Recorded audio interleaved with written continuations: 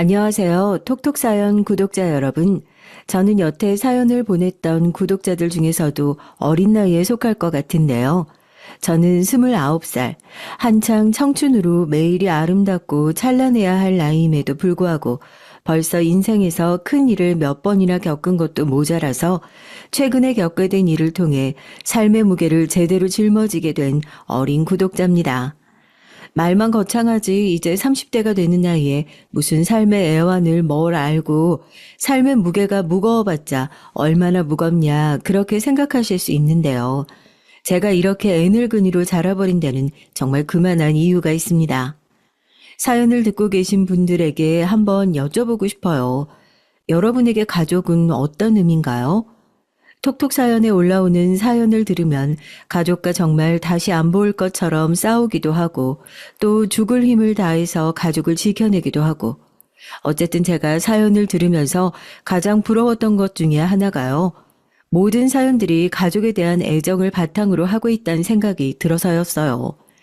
그럼 저에게 가족은 어떤 의미냐고요? 다른 사람들이 흔히 가족이란 단어를 떠올릴 때 뭉클하거나 울컥하거나 아니면 끝도 없이 분노가 치밀어 오른다던가 하잖아요.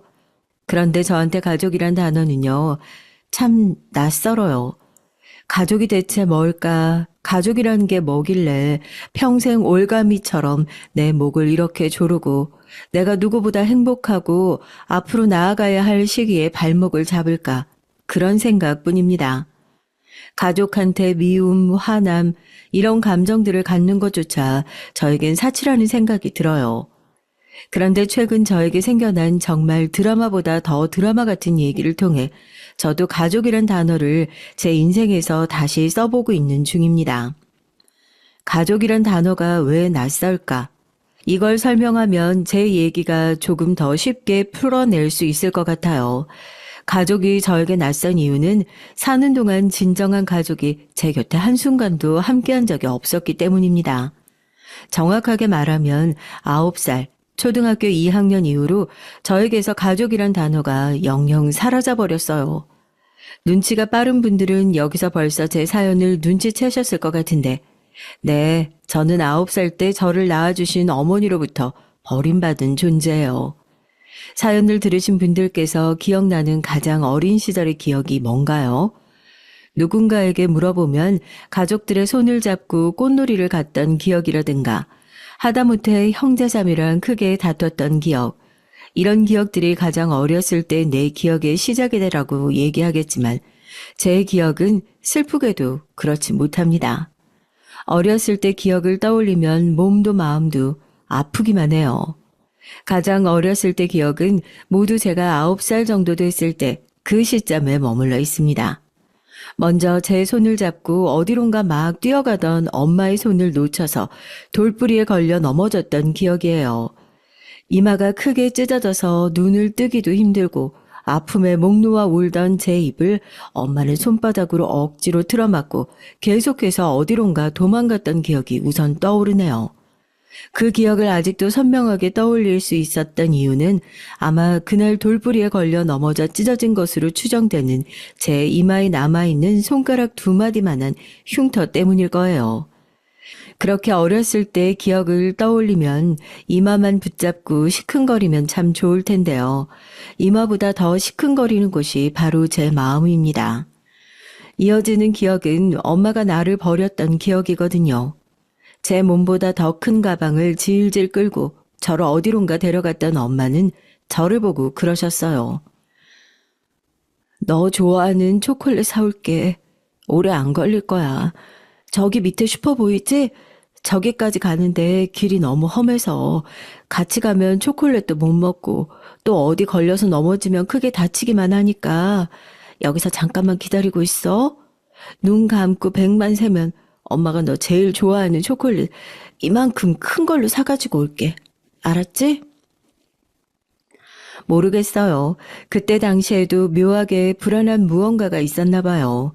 엄마가 저기 언덕을 내려가고 나면 다시 돌아오지 않을 것 같은 그런 묘한 불안감이 9살 어린아이를 덮쳐왔습니다.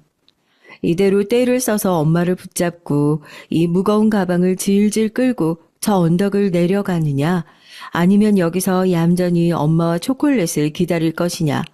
어린 저는 선택의 기로에 놓이게 됐죠. 초콜릿이 먹고 싶어서가 아니라 이마에 있는 흉터가 시큰거려서 엄마 말대로 저길 따라갔다가 초콜릿도 먹지 못하고 또다시 엉엉 울면서 엄마 품에 안기게 될까봐 그게 무서워서 9살의 저는 엄마를 따라가지 않았습니다. 그리고 제 몸뚱이만한 가방에 기대서 엄마를 기다리기 시작했죠. 그렇게 1시간, 2시간, 사실 얼마나 시간이 흘렀는지도 모르겠어요. 다만 너무 뜨거워서 이마에서 땀이 주르륵 흐를 정도로 정 가운데에 솟아있던 해가 어느새 자취를 감추고 동네에도 서서히 어둠이 깔리기 시작했다는 것만 기억나요. 가로등이 저 멀리서 하나 둘씩 켜지기 시작하고 그제서야 엄마가 이렇게 시간이 훌쩍 흘러버릴 동안 돌아오지 않았다는 사실이 실감이 나기 시작했습니다. 저도 모르게 삐쭉삐쭉 눈물이 새어나오더라고요. 엄마는 항상 제가 울면 누구한테 쫓기기라도 하는 사람처럼 제 입을 막고 주위를 두리번거리던 습관이 있었어요. 그래서 그런지 저도 어릴 때부터 엉엉 크게 소리를 내면서 울어본 적이 단 한순간도 없었습니다. 엄마가 눈에 보이지 않고 내가 여기서 어떻게 발을 떼고 어디서부터 엄마를 찾으러 다녀야 할지 감도 안 오는 상황에서 소리도 못 내고 가방에 기대서 닭똥 같은 눈물만 턱 밑으로 뚝뚝 흘리고 있는데 그때 어두운 저 언덕 끝에서 누군가 걸어오는 모습이 보이더라고요. 저는 순간적으로 엄마인가 생각이 들어 자리에서 벌떡 일어났죠. 얼마나 오래 앉아 있었던지 당장 엄마인지 아닌지 확인하기 위해 저 언덕 아래로 뛰어내려가고 싶은데 발이 꿈쩍도 안 하더라고요. 그렇게 제자리에 붙박이처럼 서서 엄마인지 아닌지 인상을 딱 쓰고 언덕 위에서 올라오는 사람을 쳐다보는데 저랑 눈이 마주친 건 아주 놀란 얼굴을 한 아주머니였습니다. 마치 저를 진작부터 알고 있었던 사람 마냥 제 어깨를 붙들고 다친 데는 없는지 마구잡이로 살피면서 네가 왜 여기 있어? 엄마는 하고 저를 채근하셨죠. 엄마가요, 초콜릿을 사온다고 해서 여기서 가방 지키면서 기다리고 있었는데요. 그런데 지금 깜깜해졌는데 엄마가 안 와서요. 엄마가 온다고 그랬는데. 그 어린 나이에 제가 무슨 정신이 있었겠어요. 오느라 목소리도 제대로 나오지 않는데 왜 제가 이 집 앞에 덩그러니 놓여지게 됐는지 나름대로 차근차근 설명하려고 애를 썼죠. 제 양어머니는 단 한순간도 망설이지 않고 그런 울고 있는 저를 덥석 끌어안고 집 안으로 들어갔습니다. 그 빵빵한 짐 가방 안에는 대체 뭐가 들어있던 건지 저도 궁금했는데 짐가방을 풀자마자 나오는 계절별 제 옷가지, 속옷, 잘 때 꼭 끌어안고 자는 인형, 그리고 짐가방 맨 위에서 툭 떨어지는 편지봉투 2개를 보니 확실하게 알겠더라고요. 엄마는 애초에 초콜릿을 사서 나에게 다시 돌아올 생각이 없었다는 것을요. 대체 나를 여기다 버려두고 가면 무슨 얘기를 남겼을지 궁금해서 편지봉투에 냅다 손을 뻗자마자 양어머니는 그 편지봉투를 잽싸게 제 손에서 낚아채 갔습니다. 그렇게 엄한 손길과 다르게 다정한 말투로 제 손을 붙들고 안방으로 가더니 무겁지 않은 이불을 덮으라고 하나 내어주셨어요. 추운데 밖에서 너무 고생했지. 아줌마가 빨리 와서 참 다행이다, 그치? 오늘 집으로 다시 안 돌아왔으면 우리 영지 그 추운 데서 하루 종일 오들오들 떨고 있었을 거 아니야. 이제 집에 왔으니까 따뜻한 이불 덮고 푹 자자. 우리 자고 내일 일어나서 생각하자. 마음은 너무 불안한데 대체 그 편지에 뭐라고 써 있을지 지금 이렇게 친절한 말투로 나에게 말을 붙여오는 아주머니도 내일 아침이 되면 내가 어떻게 남이 버린 아이를 데리고 있냐면서 매정하게 날 쫓아내진 않을까. 그런 일어날 법한 상상이 마음 한구석으로 튀어 올라와서 밖에서 어른들이 대체 무슨 얘기를 하는지 어떻게든 엿들어서 내가 어떻게 하면 좋을지 실마리라도 잡고 싶은데 제 위로 포근하게 덮이는 이불과 다정하게 제 앞머리를 쓸어 넘겨주는 손길 앞에 지친 몸은 금세 노근해졌고 속수무책으로 잠에 빠져들고 말았습니다. 그리고 다음날 아침 자리에서 일어나니 제 주변에는 아무도 없더라고요. 시계를 보니 벌써 점심을 훌쩍 넘어간 시간이었습니다. 대체 몇 시간이나 잠에 든 건지 엄마가 없는 이 현실이 내가 지금 지독한 악몽을 꾸고 있는 건 아닌지 자리에 앉아서 제 뺨을 몇 번이나 꼬집어 봤는지 몰라요. 얼얼한 뺨을 만져보니 이 끔찍한 상황이 꿈은 아니구나 하는 게 확신이 들더라고요. 조심스럽게 닫혀있던 미닫이 문을 열고 밖으로 나갔습니다. 양어머니는 잠에서 깨서 송글송글 땀이 올라와 있는 이마를 손바닥으로 슥슥 닦아주시더니 오래 잠들어서 배고프겠다면서 고봉밥과 제가 좋아하는 장조림 미역국이 올라간 식탁을 차려주셨죠. 어떻게 이렇게 내가 좋아하는 음식만 쏙쏙 골라서 차려주셨을까 생각하면서도 너무 배가 고파 손을 쉬지 않고 열심히 밥을 입으로 우겨 넣었습니다. 배가 빵빵하게 올라와서 더 이상은 아무것도 못 먹겠다 싶어 숟가락을 슬그머니 내려두고 다시 제가 깼던 방으로 조용히 들어가려고 하는데 양어머니가 제 손을 잡고 다시 안방으로 따라 들어오시더라고요. 그리고 저에게 처음 하신 말씀이 이거였어요. 이제부터 내가 네 엄마야. 알겠지? 어제까지는 다른 엄마가 너를 키워줬는데 오늘부터는 내가 영지 엄마니까. 아니야, 오늘부터 영지가 아니라 금옥이다. 금옥이. 알겠지? 다른 사람이 영지 엄마 누구냐고 물어보면 저 영지 아닌데요, 금옥인데요. 그래야 돼? 다른 사람이라고 대답하면 안 돼? 알겠지? 금옥이는 앞으로 이 집에서 엄마랑 같이 사는 거야. 알겠지? 제가 아무리 어리고 아무것도 모르는 아이였지만 하루아침에 엄마가 바뀐다는 것, 하루아침에 엄마가 지어준 이름이 바뀐다는 것을 어떻게 이해할 수가 있었겠어요. 입안으로는 왜요? 왜 아줌마를 엄마라고 불러야 해요? 우리 엄마는 어디로 갔어요? 우리 엄마가 나 놔두고 도망간 거예요? 그런데 아줌마는 왜 내 엄마가 되려고 하는 거예요? 물어보고 싶은 질문이 한가득이었지만 제 손을 꼭 붙잡고 몇 번이나 너 이름이 뭐야? 금옥이 엄마가 누구야? 대답해봐. 누가 길 가다 금옥이한테 얘 너 엄마가 누구니 물어보면 뭐라고 대답해야 돼 하며 제가 들었던 얘기를 잘 이해했는지 확인하는 양어머니를 보면서 저는 그 질문 중에 어떤 것도 물어보지 못했습니다. 그냥 그렇게 가족이 된 거예요. 불행 중 다행이라고 생각해야 하나요? 양어머니와 양아버지는 무슨 사연이 있는지 모르겠지만 결혼하신 지는 꽤나 된 것 같은데 자식 하나 없으셨고 그래서인지 영문도 모르고 집 앞에 툭 떨어져 있던 저를 친자식처럼 애지중지 키워주셨습니다. 그러니 저도 저를 버려두고 간 친어머니에 대한 생각은 최대한 하지 않으려고 애를 쓰면서 자랐죠. 제가 친어머니에 대해 무언가를 궁금해한다는 것, 아니 그냥 내 출신에 대한 생각을 한다는 것 자체가 저를 이렇게 애써 키우고 계시는 양부모님에 대한 배신이나 다름없다고 생각했어요. 그러나 마음 한구석에는 이 사람들이 진짜 내 가족이 아니라는 생각이 뿌리 깊게 박혀 있었으니 저희가 진정 가족이라는 단어로 묶이기에는 아무래도 여러모로 어려움이 있었죠. 그렇게 제 나이가 중학생이 되고 고등학생이 되면서 저도 남들 다 겪는 사춘기 시기를 겪게 됐습니다. 그 나이 때 학생들이 제일 무서운 게 그거잖아요. 투명하게 모웃됐다는 거요.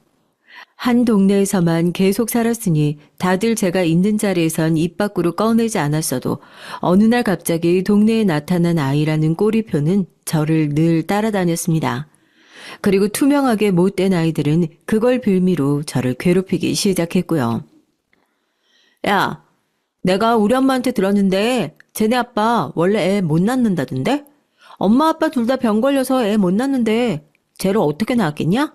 당연히 주워온 거지. 내가 우리 엄마한테 물어보니까 저 아줌마 친구가 자기 딸 저 아줌마한테 버리고 간 거라고 하던데? 야, 그냥 쟤한테 직접 물어보자. 야, 너네 친엄마 누군지 알아? 우리 엄마가 내 친엄마지. 너네 부모님은 할 일 없으시대?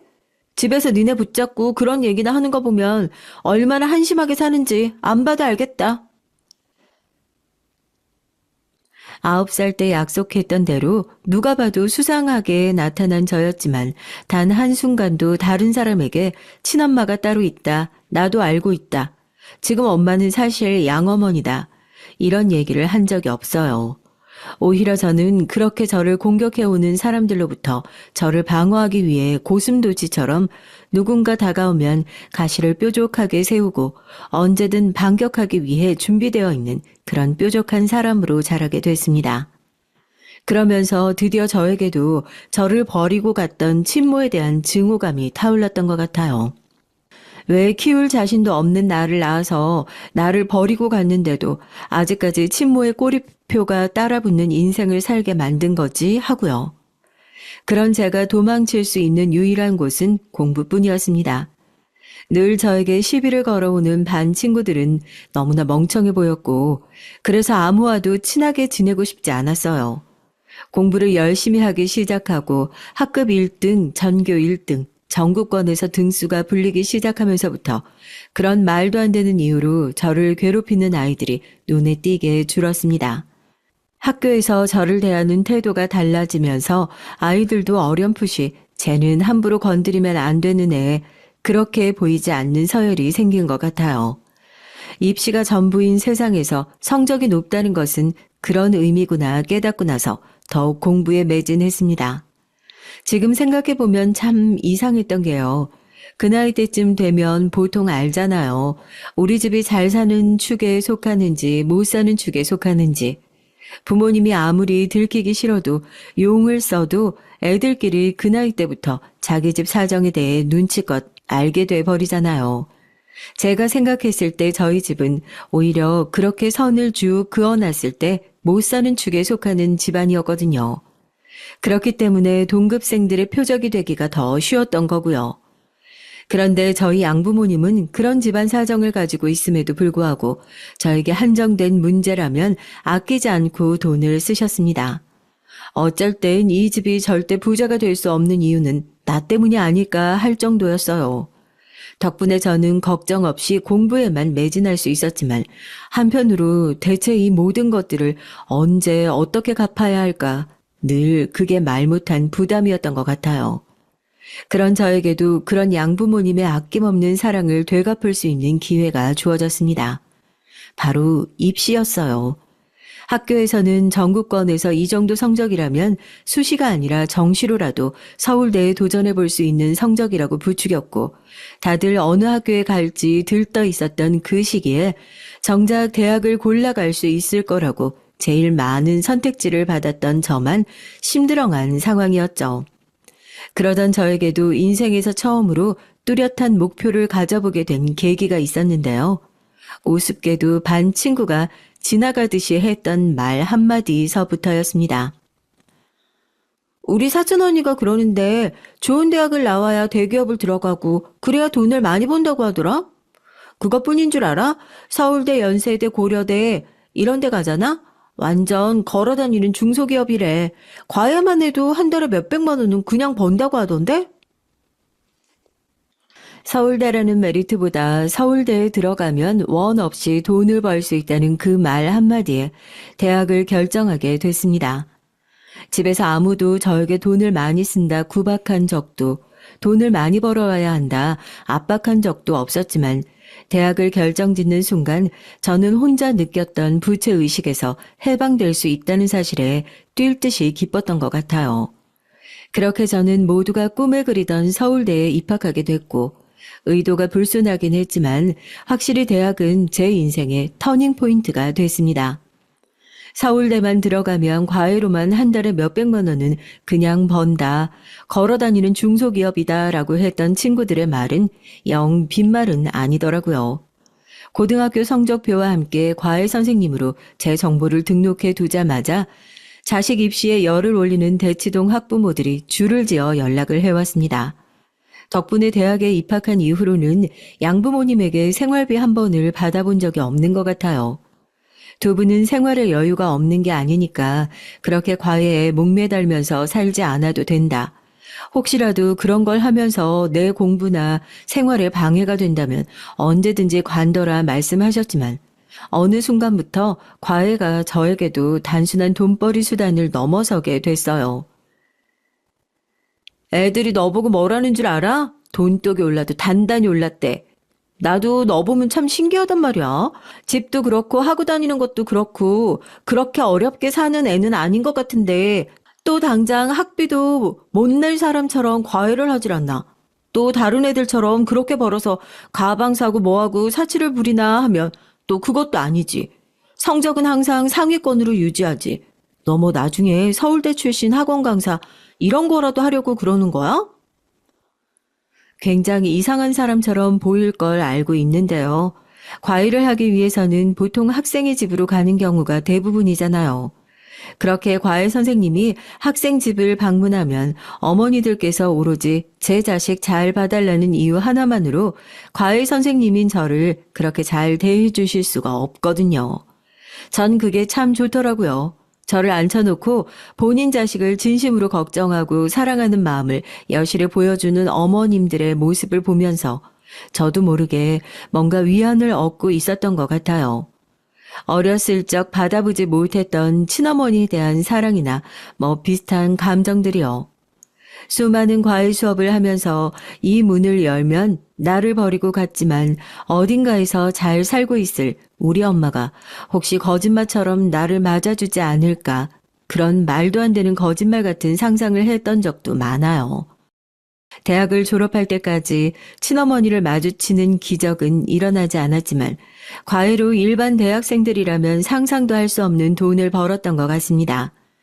그래서인지 몰라도 다들 학교를 졸업하고 나면 자신의 꿈과 진로를 쫓아 직업을 결정하던 그 시기에도 저는 딱히 하고 싶은 일을 찾지 못해 과외로 생활을 이어나가고 있었어요. 양부모님은 그런 제가 혹시라도 제때 취업을 하지 못할까봐 걱정 어린 시선을 보내셨죠. 그런 양부모님께 저는 그동안 모아둔 돈이 들어있던 통장을 보여드리면서 제가 정말 하고 싶은 일을 찾을 때까지 제 힘으로 생계는 해결해 나가보겠다고, 그러니 걱정하지 않으셔도 된다고 안심을 시켜드렸습니다. 돈 때문인지 단호한 제 태도 때문인지 몰라도 양부모님께서는 그래, 네가 하고 싶은 일을 천천히 알아봐라. 일말의 조급함도 없이 저를 풀어주셨습니다. 사실 조급함을 느꼈던 건 오히려 제 쪽이었을지도 모르겠어요. 아무리 그래도 저 역시 언제까지고 과외로 밥벌이를 하면서 살 수 있을까 그런 생각을 했거든요. 졸업을 하고 그렇게 1년, 2년, 벌써 3년이 지나고 29살이 될 때까지 생활이 쪼들렸던 건 아니지만 어느 순간부터 서울대 출신의 과외 선생님이라는 타이틀에서 서울대를 졸업하고도 아직까지 과외밖에 하지 못하는 선생님이라는 타이틀로 그 영광도 끌어내려지더군요. 일을 시작해도 어디서부터 해야 할지 감조차 못 잡고 있는 상태에서 오랜만에 온 동기의 연락은 그야말로 절 구해주기 위해서 하늘에서 내려온 금동아줄 같은 느낌이었습니다. 나한테 들어온 과외 자리가 있는데 너도 알잖아. 나 곧 캐나다로 인턴십 하러 떠나는 거. 그냥 무작정 거절하려다가 결국 그 집에서 원하는 선생님이 원어민 수준으로 회화도 되면서 문법까지 같이 봐줄 수 있는 선생님이거든? 내가 듣기로는 준재벌 수준으로 돈이 많은 집이라던데 거기 아들인가 봐. 초등학생이라 부담 없이 가르칠 수 있을 것 같은데. 근데 한 가지가 좀 걸리는 게 입주 과외 선생님을 구하더라고. 나도 그게 좀 불편하고 걸리긴 했는데 너 독립 생각하고 있다는 말이 갑자기 기억이 나서 내가 면접 주선이라도 한번 봐줄까? 준재벌 수준의 과외를 받아야 하는 아이도 초등학생이라 제 입장에서는 까다로울 게 하나도 없는 최적의 자리였죠. 거기다가 동기 말처럼 늘 불편하게만 했던 가족에게도 독립 준비를 하고 있었던 터라 잘나지도 않는 입주과외 선생님 자리는 귀하디 귀할 뿐이었죠. 그것뿐만이게요. 얼핏 들어본 과외 액수는 뭐 입주 과외가 싫다, 영어 과외는 어렵다, 그런 하찮은 투정을 부릴 정도의 액수도 아니었습니다. 이런 좋은 자리를 마다하고 인턴십을 떠난다는 친구가 이해가 안 됐지만 이렇게 나한테 꼭 맞는 기회가 주어질 수도 있겠구나. 뛸 듯이 기뻐하며 나머지 조건은 내가 무조건 맞추겠다. 거기서 꼭 과외를 할 수 있게 해달라 부탁했죠. 얼마 후 급하게 선생님을 구하는 거라며 면접도 없이 바로 합격이라는 연락을 받고 저는 설레는 마음으로 짐을 챙겨 안내받은 장소로 향했습니다. 한남동에 있는 대저택, 부동산이니 집 평수니 그런 것을 전혀 모르는 제가 한눈에 봐도 어마어마하게 크고 웅장하다는 느낌이 드는 집이었어요. 제가 주소를 따로 받은 게 아니었다면 어디 영화에 나오는 세트장이라고 생각하고 지나칠 뻔할 정도로 화려한 외관에 저도 모르게 기가 죽더라고요. 저기 오늘 오시기로 했던 과외 선생님이시죠? 거실에서 기다리고 계시면 수업 들을 아이 데리고 내려올게요. 잠시만 기다리세요. 딱 봐도 고급스러운 느낌이 드는 중년 여성이 저를 맞이해줬고 대체 이런 집에 살면서 무슨 일을 얼마나 열심히 해야 하는 걸까 그런 생각을 하면서 제 방만큼이나 넓은 거실 테이블 앞에 불편하게 앉아 제 과외를 듣게 되실 어린 도련님을 기다리고 있었습니다. 그리고 얼마 후 제가 엄마한테 버림받았던 나이인 9살짜리 남자아이를 데리고 계단을 내려오는 또 다른 여자를 보고 저는 충격에 그만 자리에 주저앉고 말았어요. 20년의 세월이 흘렀고 계단을 내려오는 여자는 그 세월을 온몸으로 받아들인 것 같았지만 저는 한눈에 알아볼 수 있었거든요. 그 사람이 제 친어머니라는 것을요. 처음에는 제 두 눈을 의심했습니다. 말이 안 되는 상황이잖아요. 제가 입주과외를 들어온 곳에서 친어머니를 만날 수 있는 확률이 대체 얼마나 되겠습니까? 심지어 친어머니는 저를 알아보지도 못하는 눈치더라고요. 저는 덜덜 떨리는 손을 들키지 않기 위해 옷 소매 속으로 손을 감춰가며 저를 매몰차게 버렸던 어머니의 모습을 똑바로 마주했습니다. 당시 아들을 잘 부탁한다면서 인자한 미소를 보이는 모습을 보는데 가슴이 시큰거리더라고요. 저를 버리고 떠나갔던 어머니가 행복했으면 좋겠다는 생각을 했었지만 마음 한구석에는 나를 버리고 떠나가서 행복하지 않았으면 좋겠다는 생각을 했었나 봅니다. 따뜻하고 좋은 양부모님이었지만 제가 자라는 동안 가장 필요했던 건 어머니의 사랑과 관심이었어요. 왜 나를 버린 건지, 나를 버리고서 이렇게 행복하게 잘 살아왔던 건지 당장이라도 어머니의 멱살이라도 붙들고 따져 묻고 싶은 마음이 굴뚝 같았습니다. 아무것도 모르는 어머니는 활짝 웃으면서 학교 생활은 어땠는지, 성적은 어떻게 그렇게 높게 유지를 했는지 이것저것 물어보더라고요. 집에서 일을 하면서 필요한 것 있으면 언제든지 편하게 얘기해요. 선생님 말씀 착하게 잘 들어야 한다. 첫날이라 많이 피곤하고 정신 없으실 텐데 올라가서 얼른 편히 쉬세요. 그렇게 저희 끔찍한 첫 만남이 아무렇지도 않게 마무리되었습니다. 그날 제가 쓸 방을 둘러보면서 그런 생각을 했어요. 만약 엄마가 나를 버리고 가지 않았더라면 나도 저 9살 남자아이처럼 엄마 품에 안겨서 다정하게 머리를 쓸어 넘겨주면서 그렇게 사랑받으면서 자랄 수 있었을까? 이렇게 포근하고 따뜻한 침대에 누워서 잠에 들 수 있었을까? 대체 엄마는 나를 왜 버린 걸까? 이런 좋은 환경에서 나를 키울 수 있었음에도 불구하고 그 정도로 내가 싫고 끔찍했던 존재였던 걸까?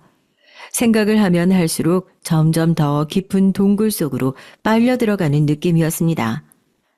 제 끔찍한 울음소리가 행여나 밖으로 새어나갈까봐 저는 베개로 입을 틀어막고 거의 소리를 지르듯이 눈물을 흘렸어요. 평생 만나보고 싶었던 친어머니를 만나게 된 이후로 다시 제 삶은 이루 말할 수 없는 고통 속으로 빠져들었습니다. 늘 잠에 들기 직전까지 우는 소리를 참기 위해 베개를 입에 물고 눈물을 쏟다가 잠에 들어야만 했죠. 그래서일까요? 전 아래층에서 들리는 더 끔찍한 울음소리를 듣지 못했어요.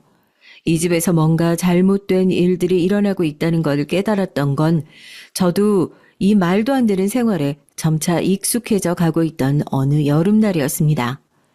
친어머니 아들, 그러니까 저의 남동생은 어머니의 말씀대로 굉장히 영리한 아이였어요. 가르치는 대로 스펀지처럼 흡수하고 또래 친구들보다 배로 똑똑한 영재 같은 친구였죠. 하지만 또래 친구들에 비해서 너무 높은 지능을 가지고 있는 탓인지 친구들과 쉽게 어울리지 못하는 것 같다면서 저에게 조금 더 많이 신경을 써달라고 집에서 일하는 가정부 아주머니가 특별히 부탁을 해오시기도 했습니다. 왜 천재들이 머리가 너무 좋으면 돌아버린다고 그러잖아요. 우리 도련님이 딱 그렇다니까. 공부는 그렇게 잘하는데 말도 어째 어느라고 뭐 회사를 물려받네 어쩌네 하는데 저래가지고 회사나 제대로 물려받겠냐고. 하여튼 선생님이 신경 좀 많이 써줘요.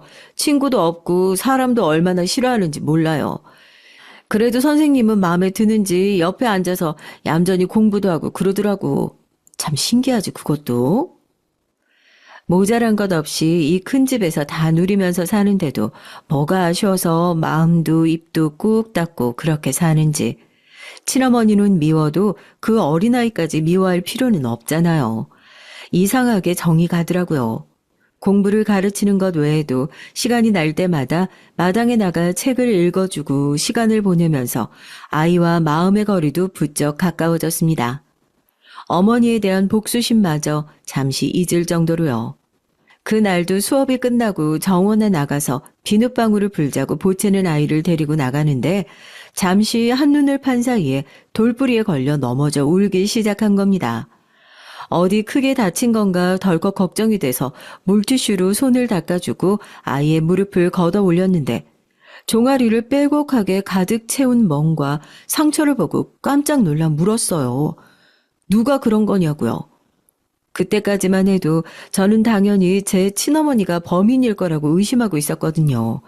날 버리고 집을 떠나서 새로운 살림을 차렸으면 그 아이라도 예뻐할 것이지 어떻게 애한테까지 손을 댈 수 있는지 그 파렴치함에 치를 떠는데 아이의 입에서 의외의 인물이 튀어나왔어요. 아빠가 맨날 아빠가 엄마 죽여버려 해. 무서워. 아빠가 엄마도 이렇게 때려? 이렇게 아프게 했어? 왜? 아빠가 왜 그러는데? 나쁜 년. 네 딸 어디다 숨겼어? 네 딸 어디다 숨겼어? 그 조그만 애를 짐승처럼 팬 흔적만으로도 소스라치게 놀랄 것 같은데 아버지의 말투를 따라하는 아이의 얘기는 저를 더욱더 충격에 빠뜨렸습니다. 아무리 사랑과 대화가 어려운 아이라지만 지능이 높은 아이가 거짓말을 하고 있을 거라는 생각이 들지 않았고 아이의 얘기로 미뤄봤을 때 제 친어머니는 딸을 숨겼다는 이유로 남편에게 폭행을 당한다는 거였는데 정황상 그 딸은 저일 수밖에 없는 상황이었죠. 몇 가지의 경우의 수를 다시 생각해봐도 이 집 사람들이 저의 존재에 대해서 알고 있다는 것이라고밖에 결론이 나지 않았어요. 하지만 제가 입주 가정교사로 이 집에 처음 오던 날 저를 마치 처음 보는 사람처럼 다정하고 친절하게 맞이해주던 어머니의 모습을 떠올리면 그건 그냥 저의 바람이나 착각 정도가 아닐까라는 생각이 들 정도였습니다. 만약 이 아이의 말이 모두 다 사실이라면 복수는 둘째치고 제 친어머니를 이 감옥에서 구해내는 게 우선이라는 생각이 들었어요. 20년을 미워하는 마음만 가지고 살았는데 막상 어머니가 위험한 상황에 처했다는 것을 깨닫고 나니까 다른 생각은 아무것도 들지 않더라고요. 오직 어머니를 구해야겠다는 생각밖에 들지 않았습니다. 그런 생각이 든다는 게 참 신기하고 이게 핏줄인가 싶었죠. 그날 저녁 저는 처음으로 울지 않고 밤을 지새웠습니다. 아래층 소리에 귀를 기울이니 그동안 들리지 않던 것들이 들리기 시작했어요. 어머니의 비명소리. 대체 얼마나 그렇게 오랫동안 이 집에서 폭력을 견디며 살아왔을지 상상도 되지 않을 정도로 고통스럽고 모든 것을 포기한 것 같은 한숨 같은 울음소리를 들으면서 저는 그동안 어머니를 향해 들었던 복수의 칼의 방향을 조용히 돌려 세웠습니다. 그리고 결심했어요. 무슨 일이 있어도 이 집에서 어머니와 제 동생을 구해내야겠다고요. 다음 날 저는 평소와 다를 거 없이 내려와서 오전 과일을 시작했고 어머니도 어젯밤에 마치 아무 일도 없었던 것처럼 거실에서 책을 읽으며 커피를 마시기 시작했습니다. 어머님, 잠시 태아 수업 관련해서 면담이 필요할 것 같은데 둘이서 조용히 얘기 좀 할 수 있을까요? 다른 분들이 들으시면 곤란한 내용이라서요. 어머니는 다과를 내오겠다는 가정부들을 물리고 그러면 지하에 있는 휴게 공간에서 잠깐 얘기를 하자면서 저를 안내했습니다. 문이 완전히 닫히고 이 집에서 처음으로 어머니와 단둘이 마주할 수 있는 순간이 주어지자 저도 모르게 눈물을 펑펑 쏟아내고 말았습니다. 어머니를 붙잡고 흔들면서 얘기했죠. 나 영지다. 기억 안 나냐? 아니면 나를 모른 척 하는 거냐? 대체 여기서 뭘 하고 있는 거냐고요. 어머니는 오히려 제가 본인을 알아볼 줄 몰랐다는 듯이 깜짝 놀라서 주변에서 누가 저희 얘기를 듣기라도 하는 것처럼 두리번거리더니 제 입을 막으시더라고요. 순간 저는 9살 때 어머니의 손을 붙잡고 도망쳐 나오던 그 어느 날로 다시 돌아간 것 같은 기분을 순간 느꼈습니다. 날 어떻게 알아봤어? 어떻게 이렇게 잘 커졌어? 엄마 많이 원망스럽지? 엄마가 너무 못나서 미안해. 엄마가 너를 지켜주고 싶었는데 너를 지켜줄 수 있는 방법이 고작 이것밖에 없었어. 그래도 이렇게 예쁘게 잘 커져서 너무너무 고마워. 어머니는 조금만 시간이 지나도 가정부들이 둘 사이를 의심하고 회장님에게 얘기를 전달할 거라면서 얼른 얼굴에 흐르고 있는 눈물을 닦고 저를 앉혀놓고 저희가 떨어져 있던 세월 동안 있었던 얘기를 들려주셨습니다. 얘기를 들으면서 얼마나 화가 나고 분해서 주먹을 꽉 쥐었는지 손바닥에 손톱 자국이 그대로 남을 지경이었습니다. 어머니가 이 집에 처음 들어온 저를 낳기 전 입주 가정부의 몸으로 이 집에 처음 들어오게 되었답니다. 이곳에서 지금 이 집의 주인은 회장의 수행기사로 일하고 있던 아버지를 만나 사랑에 빠지게 됐고 그렇게 저를 갖게 됐대요.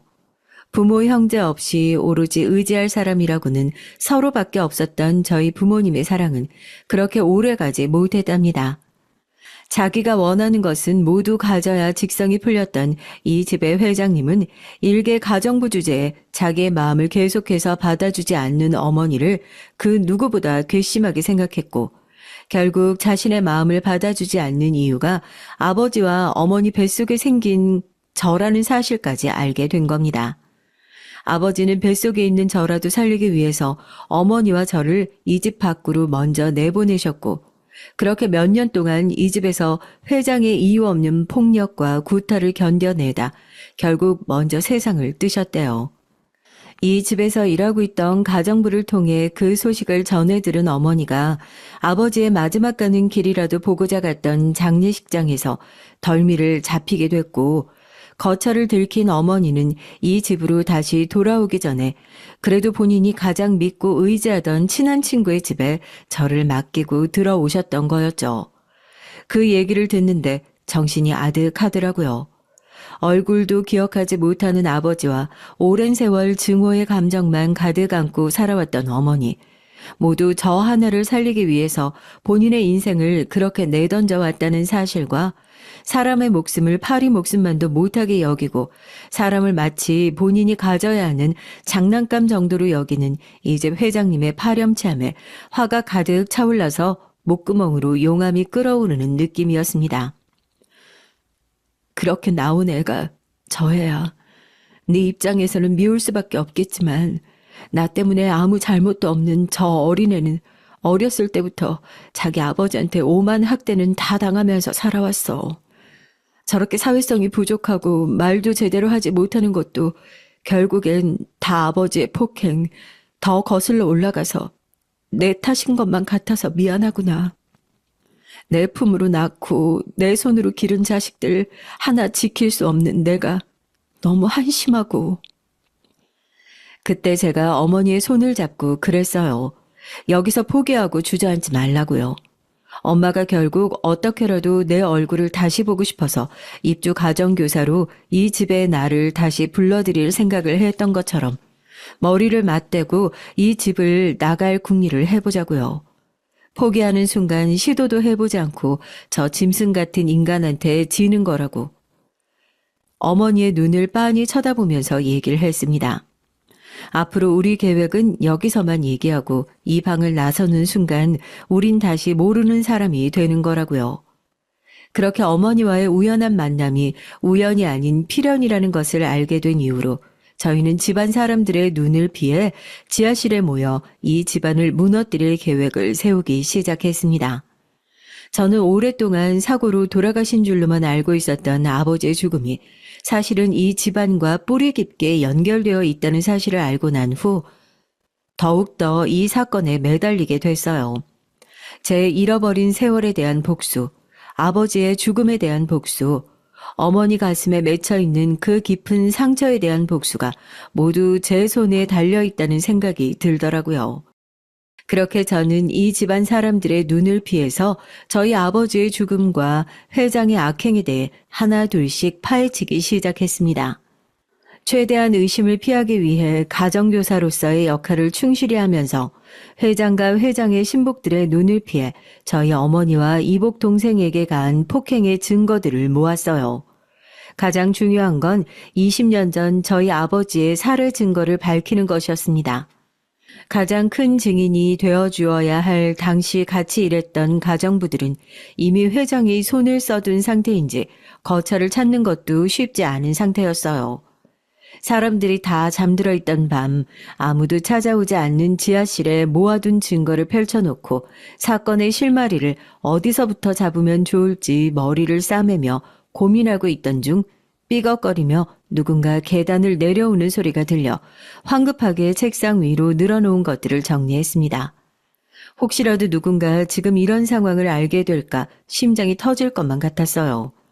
그렇게 잔뜩 긴장한 상태에서 증거들을 등 뒤로 숨기고 숨을 죽이고 있는데 지하실의 모습을 드러낸 것은 제가 이 집에 온 첫날 저를 안내해 주었던 가정부 아주머니였습니다. 아주머니 안 주무셨어요? 잠이 안 와서 내일 수업할 거 이것저것 정리하다가 여기까지 왔네요. 혹시 시끄러운 소리 때문에 깨신 거예요? 여긴 제가 정리하고 다시 자러 가볼게요. 죄송해요. 저한테 숨기지 않아도 괜찮아요. 저도 다 알고 있어요. 20년 전에 이 집에서 일어난 일, 저도 다 알고 있어요. 그때 선생님 아버지 죽음 목격했던 가정부가 바로 저희 엄마세요. 사모님께 말씀드려야 한다는 걸 알면서도 여태 회장님 무서워서 말씀을 못 드렸어요. 그 돈으로 제가 공부하고 다시 이 집에 들어와서 또 돈을 벌고. 가정부 아주머니의 어머니는 저희 아버지가 살해당하던 날 그 현장을 직접 목격하고 누구보다 적극적으로 증거를 은폐했던 사람 중 한 사람이었다고 합니다. 그때 당시에는 그 사실을 경찰에 알리면 회장이 아닌 본인들이 죄를 뒤집었을 위험에 처하게 돼서 아무런 말도 하지 못했다면서 20년 전에 있었던 일들을 다 기억하고 계시고 아직도 죄책감에 시달리고 계신다고 얘기를 전했어요. 제가 이 집 가정교사로 들어오고 난 이후로 부쩍 아이 핑계를 대면서 저와 어머니가 따로 독대를 하는 일이 많아지자 회장에게 수상한 동태를 보고하려던 아주머니가 저에 대해서 먼저 알아보셨고 제가 20년 전 본인 어머니가 은폐했던 살인사건에서 살아남았던 바로 그 아이라는 사실을 알게 되신 겁니다. 제 앞에 무릎을 꿇고 진심으로 본인 어머니의 잘못을 용서해달라고 사정하는 가정부 아주머니의 진심을 마지막으로 믿어보고자 했어요. 회장을 그 자리에서 끌어내리는데 한편이 되어달라고 부탁했고 아주머니 역시 저희 계획에 동참하게 되면서 회장을 향한 복수에 한 걸음씩 가까워지게 됐습니다. 드디어 증거도 증인도 다 모아졌고 20년 전 이 집에서 일어났던 살인 사건과 20년 후에도 이어지고 있는 가정폭력에 대한 모든 퍼즐이 완벽하게 맞추어졌습니다. 쉽게 끝날 수 있는 사건이 아니라고 생각해서 혹시라도 제가 잘못되었을 때를 대비해 저를 돌봐주셨던 양부모님에게 사건과 관련된 모든 자료를 모아두고 혹시라도 제가 잘못된다면 이 모든 자료를 언론사에 뿌려달라 마지막으로 부탁을 했죠.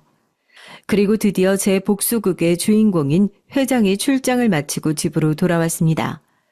출장에서 돌아올 때마다 문 앞에 서서 인사를 해야 하는 자신의 아들이 자리에 없다는 것을 알아차리고 날카로운 목소리로 저에게 아이가 어디 갔냐 묻더군요. 며칠 전에 아이를 보니까 학대 흔적이 있더라고요. 몸도 마음도 많이 다친 것 같은 상태라 교육보다는 치료가 먼저일 것 같아 병원에 보냈습니다. 우리 집에서 당신한테 월급 주면서 애를 보라고 했던 적이 있었던가? 그냥 우리 아들이 어디 가서 쪽팔린 짓만 하지 않도록 잘 가르쳐 달라. 그렇게 부탁했던 것 같은데. 이 집에서 가르침을 받아야 할 사람은 따로 있는 것 같은데요. 교육을 받는다고 한다면 아무런 잘못도 하지 않은 아내랑 아이한테 손찌검을 하시는 회장님께서 받아야 하지 않을까요? 제 말에 기분이 제대로 상한 건지 회장은 크게 웃으면서 서류 가방을 구석으로 집어던지고 제 얼굴에 금방이라도 따귀를 칠 것처럼 달려와 제 목을 움켜 잡았습니다. 숨이 잘 쉬어지지 않을 정도로 갑갑하게 목이 조여들던 그때 저희 어머니가 골프채 손잡이로 제 목을 붙잡고 있는 회장님의 팔을 내려쳤고 회장님은 부러진 팔을 붙잡고 비명을 지르면서 바닥을 구르기 시작했어요. 내 딸한테 털끝 하나도 건드리면 정말 가만 안 둘 줄 알아. 다른 건 다 참아도 이제 내 자식들한테 손대는 꼴 절대 참지 않을 거니까. 니까진 놈이 뭔데? 내가 니까진 놈을 무서워할 것 같아? 나 이제 예전의 내가 아니야. 내 자식 건드리면 네 놈 정말 죽여버릴 거야. 알아들어? 그제서야 제 정체를 알아차린 회장이 부러진 한쪽 팔을 붙잡고 비틀비틀 자리에서 일어났습니다. 팔이 부러진 상태였지만 언제라도 저희를 덮칠 수 있을 것 같아 두려움이 느껴졌지만 어머니가 제 앞을 단단하게 막아섰어요. 네 딸년을 그렇게 아무리 찾아도 안 나오더니 결국 이렇게 집으로 불러들였구나. 넌 예나 지금이나 참 멍청한 구석이 있단 말이야. 그때도 그 기사놈이 죽었다는 소식을 듣고 조르르 달려왔다가 붙잡혔지. 이번엔 뭐가 다를 것 같아? 나 아니면 돈도 힘도 없는 니네가 힘이라도 합치면 날 이길 수 있을 줄 알았어? 20년 전에 네 놈이 우리 아버지를 죽였을 때는 아무것도 할 수 없었지. 근데 이제 아니거든? 돈도 힘도 없는 우리가 힘이라도 합쳐서 지금 네 팔을 부러뜨린 것처럼 다음번엔 네 다리, 다음번엔 네 회사 그렇게 차례대로 하나하나 부러뜨리고 무너뜨려 줄 테니까 넌 두 눈 똑똑히 뜨고 네 마지막이 얼마나 처참할지 그거나 지켜보고 있어. 기가 차다는 듯이 우는 회장을 앞에 두고 저는 전화기를 들어 미리 신고해둔 경찰을 불렀습니다. 골프채로 회장을 내려친 어머니는 폭행죄로, 회장은 감금, 가정폭력, 아동학대, 셀 수 없이 많은 죄목으로 고소장이 접수됐죠.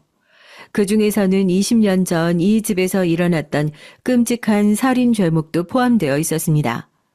우습게도 가정폭력과 아동학대 같은 죄명은 자기가 빠져나올 수 있다고 생각했는지 모두 인정하면서도 살인은 저지른 것이 없다며 끝까지 발뺌을 하더라고요. 물론 미꾸라지처럼 빠져나가게 가만 놔두지 않았습니다. 저희를 돕기로 약속했던 가정부 아주머니와 그 어머니가 직접 법정에 나와서 증언까지 해주었던 덕분에 극적으로 살인 죄목까지 인정이 되었으니까요.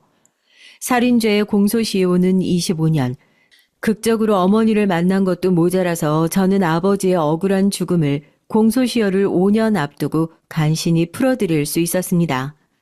고소가 진행되는 와중에 회장이 그동안 회사 내에서 저질렀던 악행들이 같이 드러나는 바람에 쉽게 빠져나올 수 있을 거라고 예상했던 그 계획도 모두 물거품이 되고 말았어요. 무기징역에 가까운 형 집행을 선고받고 어머니와 울면서 법정을 나왔습니다. 대체 이 말도 안 되는 사람 때문에 저희 가족이 20년간 고통받고 있었다는 사실을 생각할 때마다 아직도 이렇게 제 힘으로 사건을 해결하고 다시 한 가족으로 모여 산다는 사실이 믿어지지가 않아요. 지금은 회장이 살고 있던 그 집에서 나와 어머니와 저 그리고 이복 동생 이렇게 세 식구가 새로운 보금자리를 마련해 새로운 인생을 꾸려가고 살고 있습니다. 이제야 조금 마음 편하게 양부모님도 찾아뵙고 인사를 드리고 있어요. 그동안 키워주셔서 너무 감사했다고, 어린 마음에 제대로 사랑을 받지 못했던 저한테 아낌없이 사랑을 쏟아주셔서 너무 감사했다는 인사를 드렸습니다. 그 크고 화려한 집에 비하면 정말 손바닥만한 집이지만 세 식구가 안방에 옹기종기 붙어 있으니 비로소 가족의 가치가 무엇인지 깨닫고 있습니다. 제 이복 동생 역시 집을 나오고 나서 몸과 마음을 조금씩 회복하고 이제는 말도 더듬지 않고 학교에서 친구들과 곧잘 어울리는 그 나이대의 평범한 아이들의 생활로 돌아가고 있어요. 앞으로도 저희 세 가족 이렇게 조금 어렵더라도 행복이 무엇인지 찾아가면서 살아볼까 합니다. 오늘은 동생이 좋아하는 야광별을 사서 퇴근에 천장에 붙여주려고요. 돈이니 명예니 그런 게 다 무슨 소용인가 싶습니다. 천장에 붙인 야광별을 보면서 해맑게 웃는 동생의 웃음소리를 들으면서 저는 비록 가지지 못했지만 이 아이한테만은 평범한 어린 시절을 만들어 주어야겠다. 누나로서의 책임감이 괜시리 피어오르네요.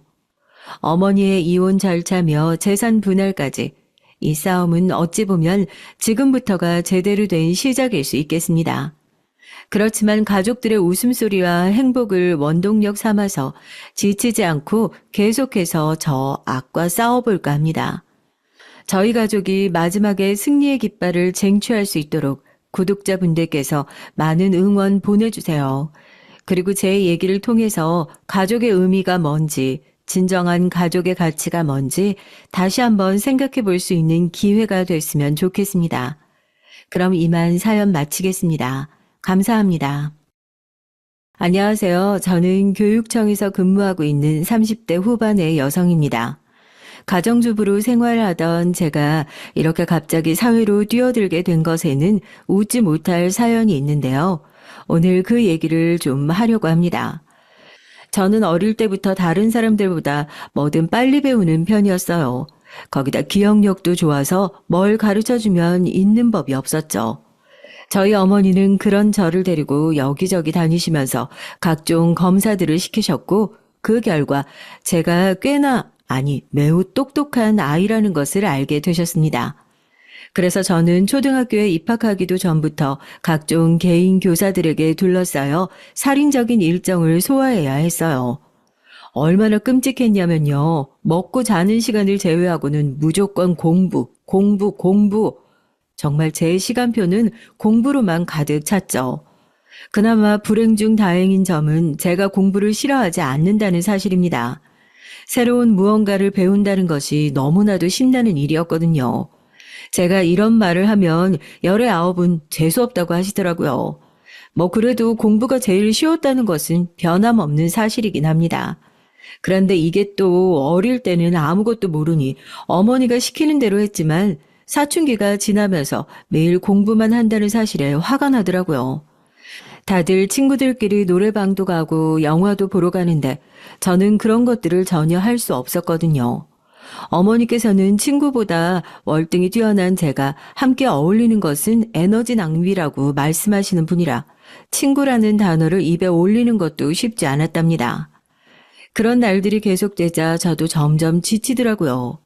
공부를 이렇게까지 할 필요가 있을까라는 생각이 들 정도로 말이죠. 그래서 딱 한 번 반항을 한 적이 있었는데 그때 어머니가 그러시더라고요. 어머니가 정해준 대학만 졸업하면 그 뒤로는 뭘 해도 간섭하지 않으시겠다고요. 그 말에 완전 홀린 저는 오로지 대학, 그놈의 대학만 졸업하고 이놈의 집구석 탈출하겠다고 굳게 다짐했죠. 덕분에 저는 카이스트까지 조기 졸업으로 일찍 학업을 마쳤답니다. 제가 대학을 졸업했을 때 주변 사람들은 당연히 제가 해외로 유학을 갈 것이라고 생각했어요. 집에서도 그런 과정을 밟아가는 것 외에 다른 상황에 대해서는 일도 생각해 보신 적이 없으셨죠. 하지만 저는 그 모든 사람들의 기대와 예상을 가볍게 뒤엎었습니다. 약속 기억하시죠? 저 대학만 졸업하면 뭐든 다 해도 된다고 하셨잖아요. 그게 언제적 얘긴데 설마 너 그것 때문에 조기 졸업한 거 아니지? 왜 아니겠어요. 저는 그럼 이제 제 맘대로 할 테니까 아무 말씀 마세요. 아시겠죠? 저는 가족들에게 선전포고를 하고 덜컥 세상으로 뛰어들었죠. 태어나 처음으로 아르바이트라는 것을 해서 제 손으로 돈을 벌어봤답니다.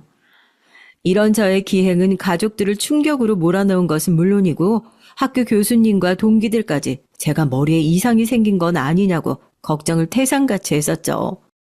남편을 만난 것도 이때였습니다. 카페 아르바이트를 하는데 거기서 처음 만났죠.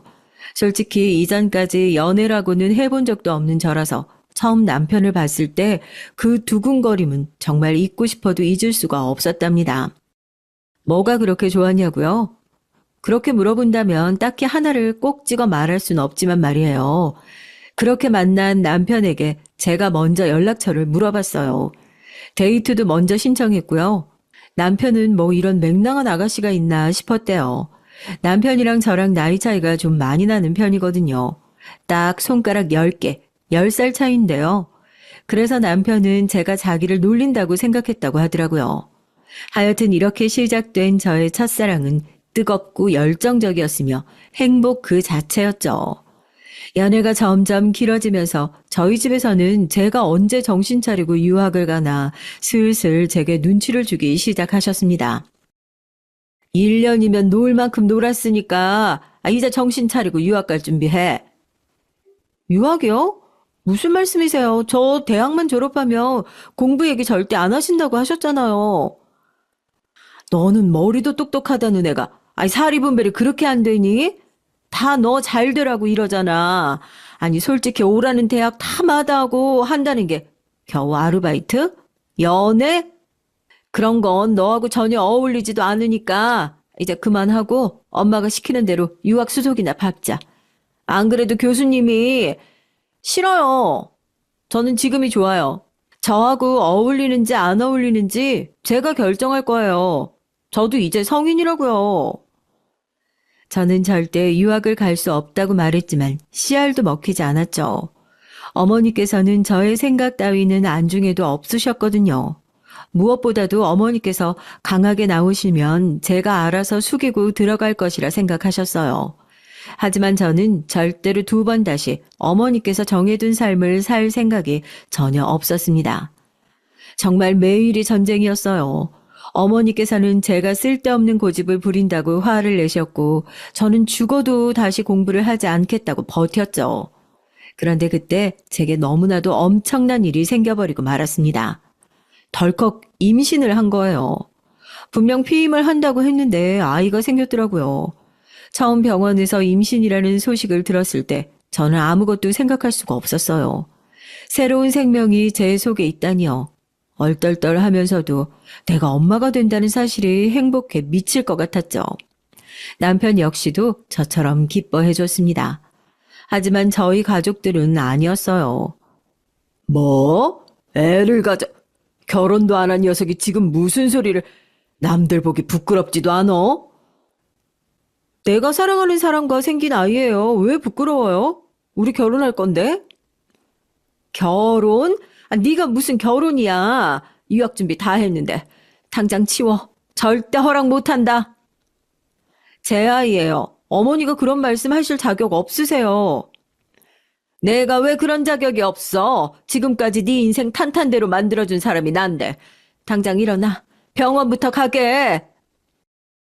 제 말이 통하지 않는다는 것쯤은 진작에 알고 있었지만 이렇게까지 말씀하실 줄은 꿈에도 몰랐던 저는 너무나도 충격을 받은 나머지 저도 모르게 제게 다가오는 어머니의 손을 강하게 쳐내고는 절대 포기하지 않겠다고 말했죠. 너 진짜 대책 없구나. 내가 너 같은 머리를 가졌으면 너처럼 안 살았어. 능력 인정받을 길이 창창한데 결혼? 임신? 미쳤어. 너 제정신 아니야. 돌았다고. 말 함부로 하지 마. 충분히 제정신이거든. 그리고 내가 결혼하고 아이를 낳고 키운다고 해서 달라질 건 아무것도 없거든. 왜 없어? 그 많은 기회 날라가는데. 절대 허락 못하니까 그렇게 애를 낳고 싶으면 당장 집에서 나가. 자식 없는 셈 칠 테니까. 결국 어머니께서는 절연이라는 말을 꺼내셨어요. 어머니께서는 제가 포기할 것이라고 생각하고 꺼내신 말이었지만 저는 담담하게 알겠다고 말하고는 그 집을 나왔습니다. 남편은 무조건 가족들을 설득해야 한다고 했어요. 하지만 이미 가족들에게 실망한 저는 그대로 고집을 부렸습니다. 결국 임신 문제로 나중에 결혼식을 하는 것으로 하고 혼인신고부터 하고 시댁으로 들어가 살았죠. 그나마 다행이라고 하면 시댁 어른들은 저를 환영해 주셨다는 것일까요? 물론 나이 차이 많이 나는 결혼이라 저희 집에서 반대한다는 말씀에 속상해 하기는 하셨어요. 자기 아들 싫다는데 좋아할 시부모님이 어딨겠어요. 그래도 제가 임신했다는 얘기를 듣고는 어찌나 하나하나 챙겨주시는지 태교부터 시작해서 입덧할 때도 그리고 출산 이후에도 친정 부모님의 빈자리를 전혀 느낄 수가 없을 정도였답니다. 여기까지 들으면 철없는 것이 시댁 어른 잘 만나서 그나마 애 낳고 잘 사는가 보다 하셨겠죠. 저도 그럴 줄 알았거든요. 하지만 놀라운 반전이 있었답니다. 그건 남편의 남동생, 즉 도련님이 결혼하는 여자를 데려오면서부터였어요. 우리 도련님은 공무원인데 같은 직장에서 만난 아가씨라고 하더라고요. 처음 집으로 인사를 오는데 꼿꼿하게 세운 허리라던가 살짝 올라간 고개를 보고 있으니 바로 알겠더라고요. 이 사람 자기 잘난 맛에 사는 인간이겠구나. 그전에는 사람에게 관심이 없었는데 카페 아르바이트를 하면서 아주 다양한 사람들을 볼 기회가 있었거든요. 덕분에 동서가 어떤 사람인지 대략 예상이 되더군요. 속으로 얼마나 한숨을 내쉬었는지 몰라요. 저런 유형이 사람을 피곤하게 만들잖아요. 같은 직장에서 일한다고 들었는데 그래 두 사람은 어떻게 만났나? 부서가 같은가? 아니요. 같은 직장에서 일한다고 해도 이 사람이랑 다르게 저는 7급이거든요. 후배가 괜찮은 사람 있다고 소개를 시켜줘서 만났어요. 제가 말을 좀 차갑게 하는 편인데 저랑 다르게 따뜻하더라고요. 그래서 마음에 들었죠. 아, 그래. 부모님은 다들 뭐 하시는 분들이시고? 두 분 다 연구소에 계시다가 요즘은 쉬면서 해외여행 다니는 중이에요. 오빠가 하나 있는데 카이스트 있고요. 하지만 지난달 중요한 프로젝트로 해외에 나가 있어요. 가위를 깎고 있던 저는 동서의 입에서 나온 카이스트라는 단어에 놀라고 말았어요. 제가 학교에 있는 사람들을 다 알고 있는 것은 아니지만 반대로 학교 사람들은 저를 다 알고 있을 확률이 높았거든요. 학교 다닐 때 제가 만들어둔 역사가 워낙 화려해서 말이죠. 혹시라도 만나게 되면 낭패라는 생각이 먼저 들었습니다. 하지만 곧 동서의 말에 안심할 수 있었죠. 동서가 가고 나서 시부모님께서는 복잡한 얼굴을 하시더라고요. 집에서 싱글벙글한 사람은 서방님 뿐이었다고나 할까요? 여보는 서방님이 데려오신 분 어떤 것 같아요? 어머님이랑 아버지 반응은 영 아닌 것 같던데? 저놈이 좋다는데 다른 가족들이 뭐라고 하겠어. 부모님도 결국은 다 받아들이실 거야. 당신이야말로 어땠는데? 다른 것들 모르겠고 확실히 하나는 알겠더라고요. 저랑은 잘 안 맞을 것 같아요. 그것도 엄청. 그런 말이 어딨어. 그리고 설사 그렇다고 해도 적당히 잘 지내려는 노력은 할 거지. 당신 누구하고도 잘 지내잖아. 이 집 와서 적응 못하면 어떻게 하나 내가 얼마나 걱정했는데. 근데 봐, 아버지고 어머니고 우리들 중에서 제일 예뻐하는 자식이 당신이야. 내가 제일 잘하니까 당연한 거죠. 남편은 제 얘기에 큰 소리로 웃으면서 고개를 끄덕였습니다. 이날만 하더라도 저는 남편의 말처럼 정말 잘 지내볼 생각이었어요. 적어도 진짜 노력은 할 생각이었죠. 하지만 저의 그런 결심은 동서가 시집온 첫날부터 바로 꺾여버렸습니다. 손뼉도 마주쳐야 소리가 나는 법인데 저 혼자 그런 생각을 가진다고 해서 되는 게 아니잖아요. 동서는 저와는 전혀 다른 생각을 가진 것 같더라고요. 뭐 저보다 나이가 많으니 제게 꼬박꼬박 형님이라고 부르는 게 마음에 들지 않을 수도 있겠죠. 저도 나이 많은 동서한테 형님 소리 듣는 것이 전혀 편하지 않았거든요. 그렇다고 해서 서로 말 편하게 하고 지내자고 할 수 없는 노릇이잖아요. 만약 어른들이 아시면 불호령이 떨어질 것이 불보듯 뻔하거든요. 저녁 준비를 하면서 한창 정신없이 바쁜데 갑자기 동서가 궁금한 것이 있다고 하더니 대뜸 제게 출신 대학에 대해서 묻더라고요. 저는 갑자기 이게 무슨 소린가 싶어서 대답을 하지 않았죠. 그랬더니 동서는 끈질기게 몇 년제를 나왔느냐, 서울에 있는 대학은 맞는 거냐 등등 이런 것들을 계속 묻더라고요. 형님, 저는 와이드 나왔는데 형님은 대학 어디 나오셨어요? 그이한테 듣기로는 일찍 결혼했다고 하던데 대학은 졸업하고 결혼하셨어요? 졸업했어요. 그건 왜 궁금하세요?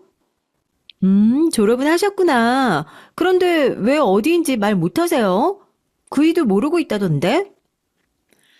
대학을 어디 나왔는지가 도대체 왜 궁금하시냐고 묻고 있잖아요. 아니, 무슨 면접을 보는 것도 아니고 동서가 제 대학을 궁금해하실 이유가 뭔지 모르겠네요. 그냥 궁금해서 물어봤죠. 뭐 더 이상은 묻지 않을게요. 형님도 민망하실 텐데 대학 얘긴 그만두죠 뭐. 동서는 제 대답을 어떻게 받아들였는지 마치 봐준다는 식의 말투로 얘기를 했습니다. 살짝 기분이 나쁘긴 했지만 더 이상 묻지 않는다는데 거기다 대고 뭐라고 반응을 할 수 있겠어요.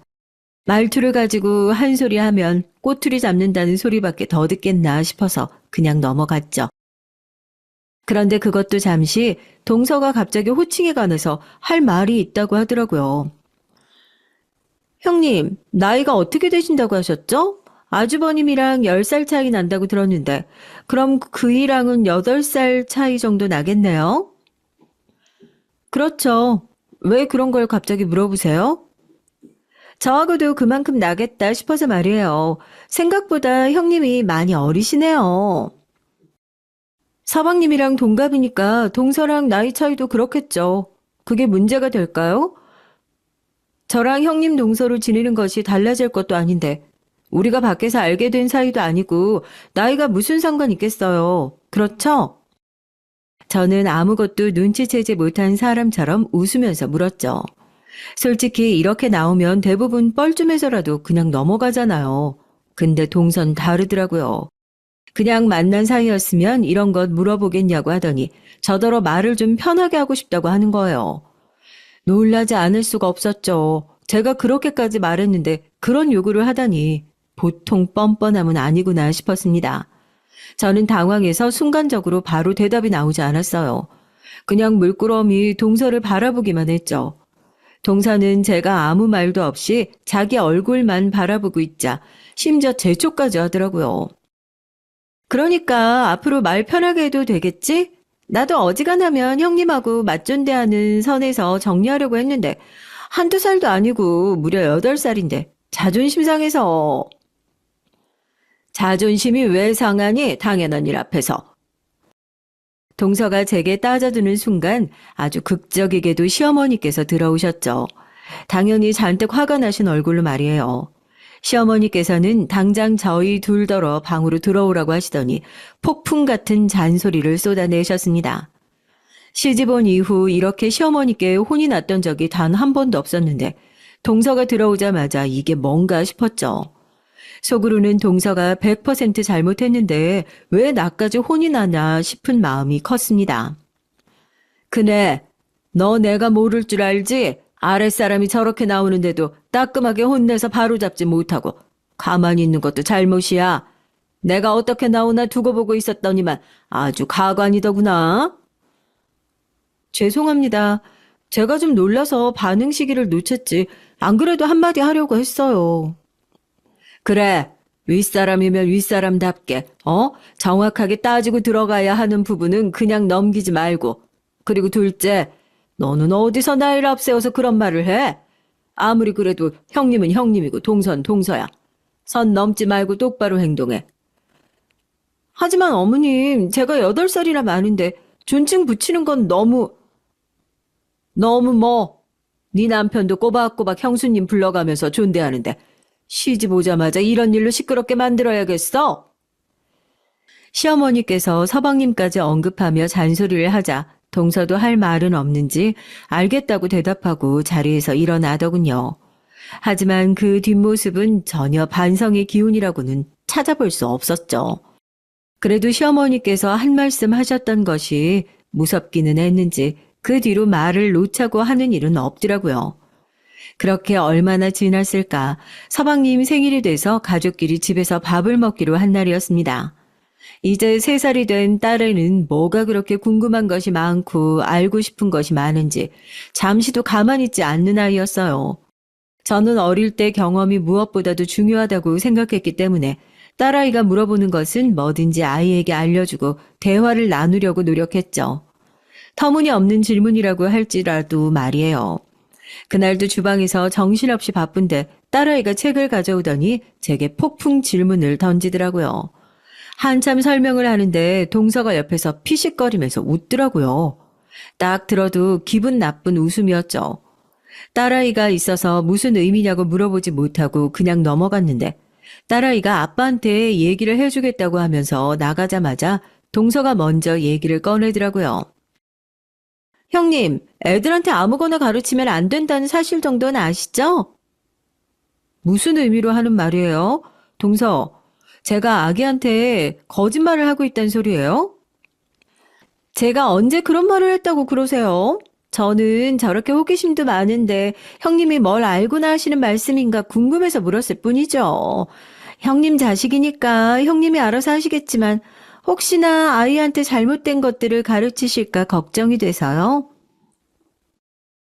그러니까 그 말이 그 소리잖아요. 뭘 알고나 하는 말이라니. 그럼 동서 같으면 아이가 묻는데 아무 소리나 하겠어요? 아니면 아닌 거지 뭐 그렇게까지 나를 세우시는지 모르겠네요.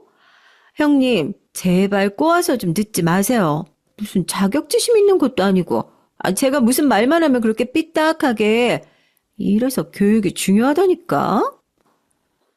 동서는 제 반응이 과하다고 지적하면서 아무 일도 없었다는 듯이 주방으로 나가더군요. 혼자 남은 저는 기분이 확 상하면서도 너무 예민했던 것일까 살짝 후회가 되기도 했답니다. 하지만 그것도 잠시였죠. 아무리 생각해도 동서의 말투는 저를 무시하는 것이 확실했으니까요. 그 이후로도 동서는 제가 뭘 하기만 하면 사사건건 간섭하면서 저를 무시했습니다. 그날도 갑자기 할 말이 있다고 시댁으로 찾아온 동서는 다짜고짜 제게 딸아이 영어 공부를 어떻게 하고 있냐고 물었죠. 그냥 집에서 영어 동화 들려주고 함께 읽고 있다는 식으로 말했더니 펄쩍 뛰면서 호들갑을 떨더라고요. 형님, 요즘 누가 집에서 영어를 가르쳐요?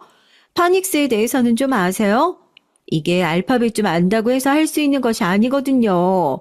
처음 영어를 배울 때 정확한 발음이 얼마나 중요한데 형님이랑 공부를 해요? 제가 아는 사람 통해서 원어민 수업 좀 잡아드려요? 저번에도 말했던 것 같은데 신경 좀 끄지 그래요? 우리 딸은 제가 알아서 할 테니. 아니, 예서가 잘 되라고 제가 드리는 말씀인데 뭘 그렇게까지 말씀하세요? 원어민 수업 듣고 싶어도 못 듣는 사람이 얼마나 많은데요. 제가 일부러 자리 알아봐 드린다고 하는데 사양 마세요. 그럼 듣고 싶어 하는 다른 사람들한테 말하든가요. 저희는 정말 괜찮으니까. 원어민 수업 좋은 기회인 거 맞죠. 어린 나이에 경험할 수 있다면 나쁠 것도 없고요. 하지만 어릴 때부터 강압적으로 공부를 접하게 하고 싶지 않았어요. 그게 얼마나 힘든 일인지 세상에서 가장 잘 알고 있는 사람이 바로 저니까요. 그리고 정해진 커리큘럼을 따라가며 배우는 것은 학교 다니면서도 충분히 할 수 있다고 생각했죠. 제가 거듭해서 동서의 제안을 거절하자 동서도 자존심이 상한 모양이더군요. 점점 목소리가 굳어지면서 나중에는 아주 저를 내려다보며 가르치듯 얘기를 하더라고요. 저는 그런 동서의 태도에 더 화가 났습니다. 끝까지 괜찮다고 하자 동서가 너무 당황스러운 말을 제게 하더라고요. 진짜 듣는 순간 이성을 잃을 뻔했답니다. 형님 조건에 그 클래스 듣는 것도 쉽지 않을 텐데 제가 연결시켜 줄 때 못 이기는 척 받으시지 그래요? 그게 무슨 의미로 하는 말이에요, 동서? 그런 곳은 부모 능력도 보거든요. 아무나 받는 곳이 아니라 아주버님은 몰라도 형님 수준이면 예서 못 들어가죠. 수준? 동서는 저에 대해 뭘 얼마나 한다고 그런 말을 함부로 하는 거예요? 제가 많이 알 필요가 있을까요? 다 보이는데? 사람이 격조라는 것이 딱 배운 만큼 나오거든요. 동서의 너무 어이없는 발언에 숨이 턱하고 차는 기분이 들었습니다. 진짜 욕이 헛끝까지 올라오는 느낌이 들었죠. 동서는 그런 제 반응은 상관도 없다는 듯이 제게 잘 생각해보라고 하고는 그냥 가버렸어요. 저는 잠깐 기다려보라고 했지만 동서는 급한 일이 있다고 다음에 얘기를 하자고 하더군요. 정말 무슨 태풍이 지나간 것처럼 쌩하게 나가버리는데 뒤쫓아가서 머리채라도 붙들고 싶은 심정이었습니다.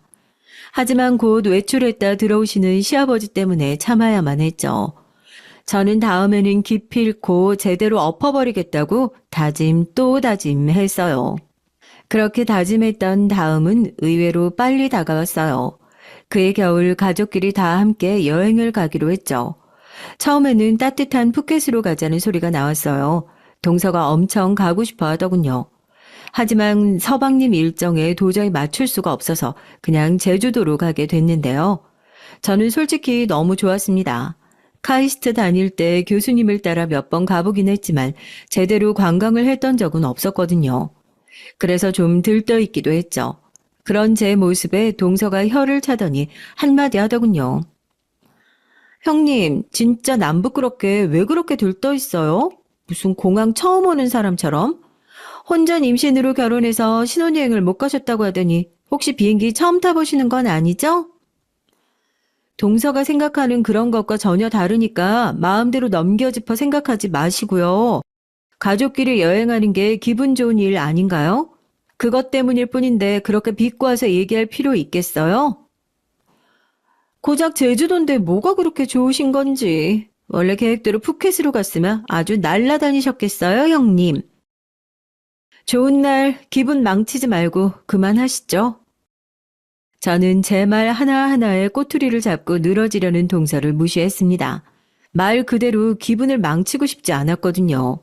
시간이 넉넉해서 딸아이와 함께 공항을 돌아다니는데 외국인 두 사람이 아주 심각한 얼굴로 자기들끼리 얘기를 하고 있더라고요. 그러더니 주위를 둘러보다 저랑 눈이 딱 마주쳤죠.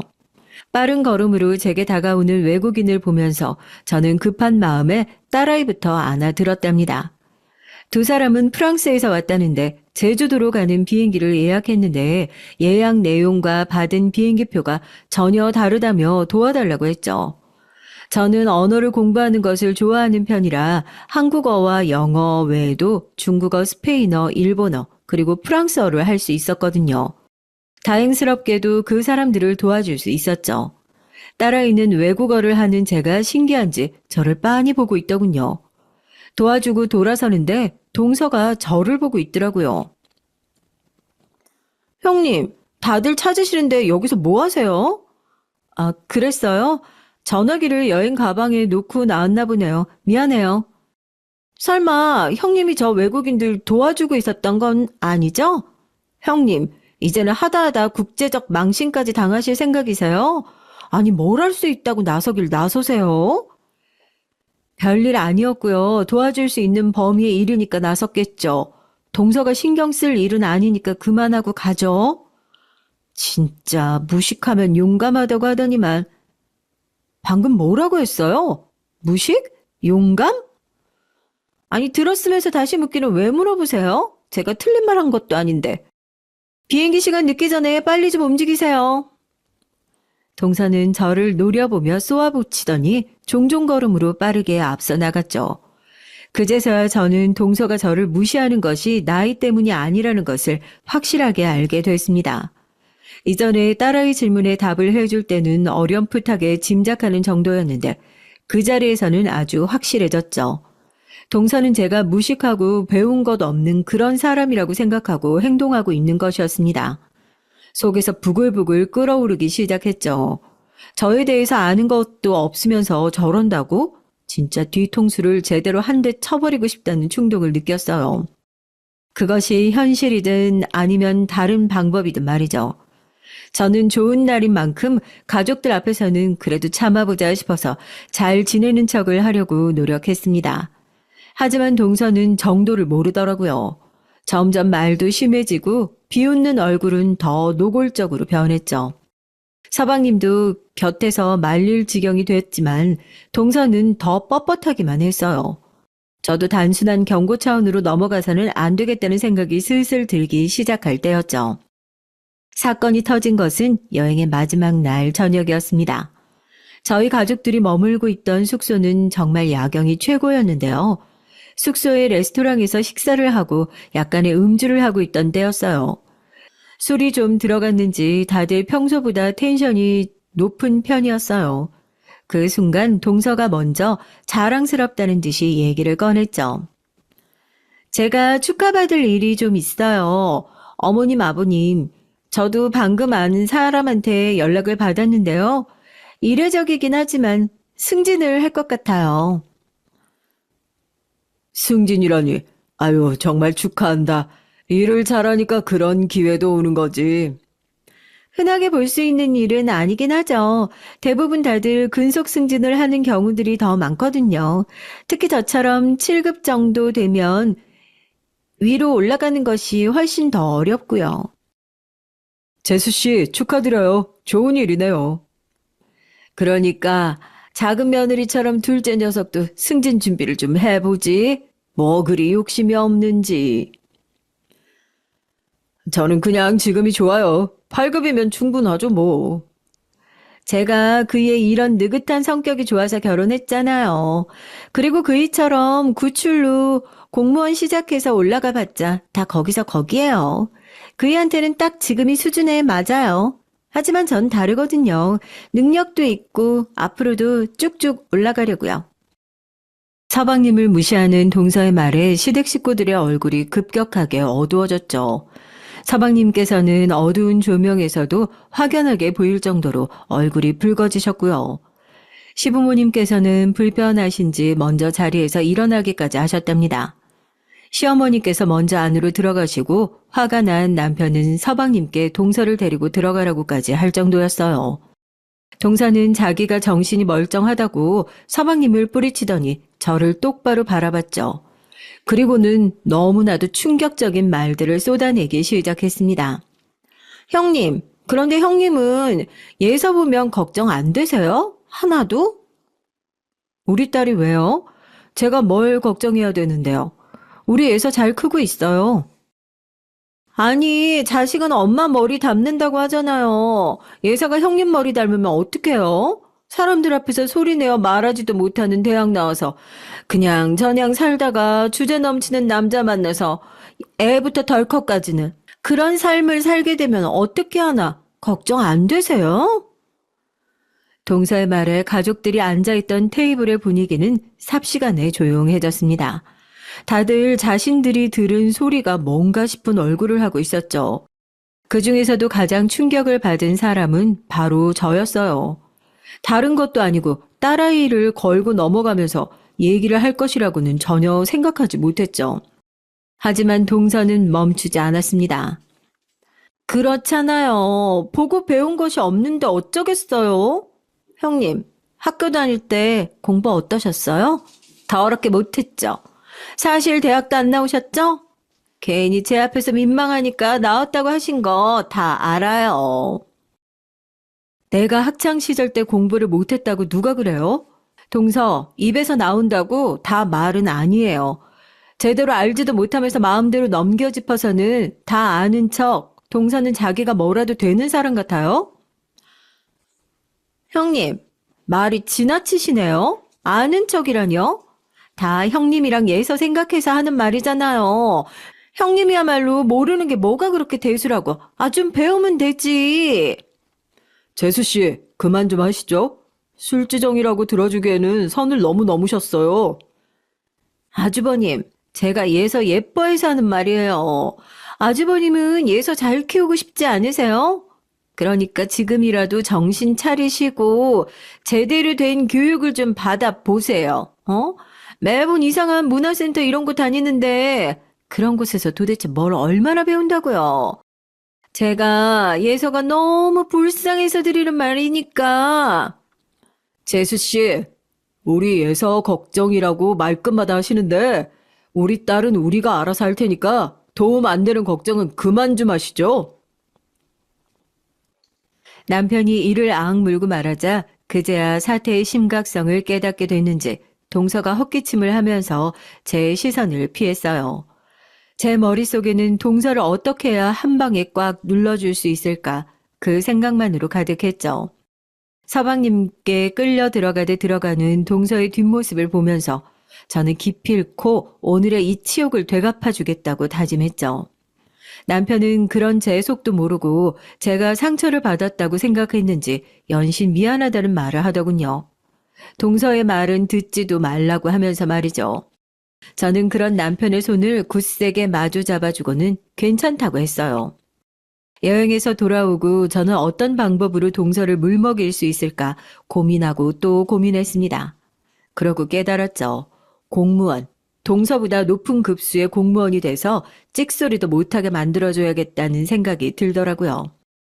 물론 친정 식구들 앞에서 죽어도 공부 안 한다고 했던 지난날의 모습이 생각나긴 했죠. 하지만 지금 당장 동서에게 한 방 먹이는 것이 더 급해졌던 저는 그날부터 바로 서점으로 달려가 5급 공무원 교재를 사서 돌아왔어요. 시험 준비부터 시작할 생각이었죠. 1차 시험을 보니 제 기준에서는 별것 아니더라고요. 영어야 뭐 언제 시험 쳐도 가뿐했고 한국사 자격증이야 따면 그만이고 다른 과목들 넉넉하게 한 달이면 되겠다 싶었어요. 오랜만에 다시 공부를 하려니까 쉽진 않더라고요. 우선은 시간을 100%다 쏟을 수 있는 상태가 아니다 보니 짧은 시간에 집중도를 높여야 한다는 어려움이 있더라고요. 하지만 제가 누굽니까? 조기 졸업으로 카이스트까지 나왔는데 그 정도는 금방 적응했죠. 예전에 공부하면서 행복했던 기분들을 다시금 느끼기도 하고요. 아마 제 얘기를 듣고 계시는 분들은 제 말에 조금도 공감할 수 없다는 반응이실 수도 있겠네요. 그래도 자신이 할 수 있는 것을 다시 시작하는 사람의 마음이 어떨지 생각하신다면 충분히 제 마음도 이해할 수 있지 않을까 싶기는 해요. 하여튼 그렇게 시작된 공부는 가족들 몰래 진행됐습니다. 심지어 남편도 제가 뭘 하는지 조금도 몰랐어요. 저는 틈틈이 녹음해둔 교재 요약본을 들어가면서 정말 열심히 준비했어요. 힘이 든다 싶으면 제게 막말을 했던 동서를 떠올려가며 이를 악물었죠. 동서는 정말 제게도 완벽한 동기부여였어요. 그런 막말을 했음에도 제게 사과 한 번 하지 않았던 동서는 아쉽게도 승진에서는 미끄러졌더라고요. 솔직히 그 얘기를 듣는데 당연하다고 생각했어요. 저런 심보로 일을 하는데 승승장구하는 것은 문제가 있다고 느꼈거든요. 동서는 그렇게 큰 소리를 쳤는데 막상 승진도 못하자 엄청 약이 올랐는지 제게 훨씬 더 공격적으로 나왔습니다. 형님, 머리가 나빠서 메모하는 거 그거 부끄러운 일 아니에요. 어머니께서 시키시는데 그냥 듣고만 계셔도 되겠어요? 그건 제가 알아서 할 일이니까 동서가 나서서 얘기할 필요는 없는 것 같은데요. 괜히 실수하셔서 저까지 혼날까봐 그러죠. 뭘 알고 하시는 것은 맞는 건지. 진짜 답답해서. 잊을까봐 걱정되면 동서가 메모하면 되겠네요. 저는 제가 가진 모든 인내심을 동원해서 동서의 말을 참아가며 대답했습니다. 동서는 자기를 어떻게 보고 그런 말을 하느냐며 펄펄 뛰었지만 저는 모른 척 했어요. 당장 사과하라는 말을 무시하고 나가자 동서는 더 약이 오른 듯이 소리를 질렀습니다. 솔직히 살짝 속이 시원하긴 했죠. 매번 자기 할 말만 하고 쌩하게 나가버렸는데 이번에는 제가 뭔가 갚아준 느낌이 들었거든요. 물론 이걸로 퉁치고 그냥 넘길 생각은 조금도 없었죠.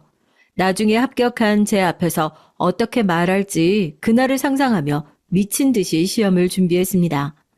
저는 가족들에게도 비밀로 하고는 나가서 시험을 치고 왔어요. 예상했던 대로 별것 아니더군요. 오히려 저는 너무 쉬워서 시간이 많이 남을 정도였답니다. 1차 합격자 발표 날 저는 조금도 긴장이 되지 않았어요. 1차 합격은 제게 너무나도 당연했거든요. 그래서 1차 발표가 나기도 전에 저는 2차를 정말 시쳇말로 빡세게 준비하고 있었답니다. 저는 고민하다가 교육행정직을 선택했어요. 아이가 생기고 나서부터는 교육에 대한 관심도가 엄청 높아지고 있었거든요. 2차 시험을 준비하면서 저는 남편에게만 살짝 고백을 했습니다. 차마 급수까지는 말 못하고 그냥 두리뭉술하게 말했어요. 남편은 갑자기 무슨 공무원이냐고 놀라면서도 저를 응원해 주었답니다. 남편의 말투에 큰 기대를 하고 있지는 않았다는 것은 바로 알 수 있었어요. 준비 기간도 얼마 되지 않을 텐데 어떻게 합격하겠나 딱 그런 눈빛이었죠. 2차까지 완벽하게 마치고 난 뒤 저는 합격자 발표일만 기다렸습니다. 2차 합격을 하고 나면 가족들에게 사실대로 모든 것을 얘기할 생각이었거든요. 발표일은 우연하게도 시어머니의 생신이었습니다.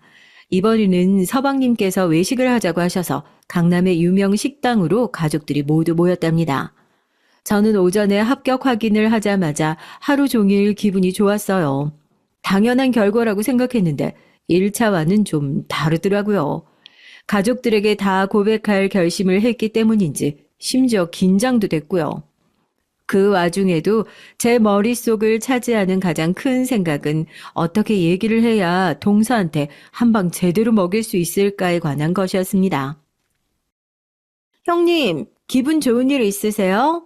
오늘따라 좀 달라 보이는데? 뭐 그렇죠. 기분 나쁠 일이 없으니까요. 그나저나 정말 음식이 깔끔하고 잘 나왔네요. 어머님, 아버님께서 좋아하시는 것들이 많기도 하고요. 어머님, 이것 좀 드셔보세요. 저는 동서와는 시선도 맞추지 않고 시어머님과 시아버님 앞으로 평소 두 분이 좋아하는 음식을 챙겨드렸습니다. 분위기는 점점 무르익었죠. 디저트가 나오면서 저는 드디어 숨겼던 얘기를 처음으로 꺼냈습니다. 제가 그동안 숨겼던 것이 있어요. 이번에 잘 되면 말씀드리려고 그이한테 살짝 얘기를 했는데 오늘 결과가 너무 잘 나와서 꼭 말씀드리려고요. 아버님, 어머님 제가 이번에 공무원 준비를 했는데 다행인지 2차 합격까지 해냈어요. 이제 3차 하나만 남았답니다. 공무원? 2차? 아니, 언제 그런 준비를 한 거야? 아니, 공부하는 모습 본 적도 없는데. 그네야, 축하한다. 아이고, 살림하면서 공부한다고 고생 많았겠어. 그런 일이 있었으면 처음부터 말을 하지 그랬냐? 그럼 편하게 공부할 수 있도록 도왔을 텐데. 3차는 무슨 시험인데? 면접만 남았어요. 지금부터 준비하면 3차도 잘 될 것 같아요. 가족들의 쏟아지는 축하 속에서 저는 처음으로 공무원 시험 준비를 하면서 성취감 같은 것을 느꼈어요. 뿌듯했죠. 무엇보다 금방이라도 눈이 앞으로 쏟아질 것처럼 크게 뜨고 저를 바라보는 동서의 표정이 너무 마음에 들었습니다. 저는 평소보다 동서가 말하는 것처럼 자세를 잡고 말했어요. 네, 별것 아니더라고요. 6개월 준비했더니 2차까지 그냥 붙던데요. 이 사람이 공부 요령을 아는 건지 정말 교육행정직 5급을 그렇게 덜컥 딸 줄은 상상도 못했어요. 5급이요? 아주머니, 지금 5급이라고 하셨어요? 남편의 말에 동서는 깜짝 놀란 목소리로 크게 외쳤습니다. 동서의 목소리에 시부모님들도 깜짝 놀라셨죠.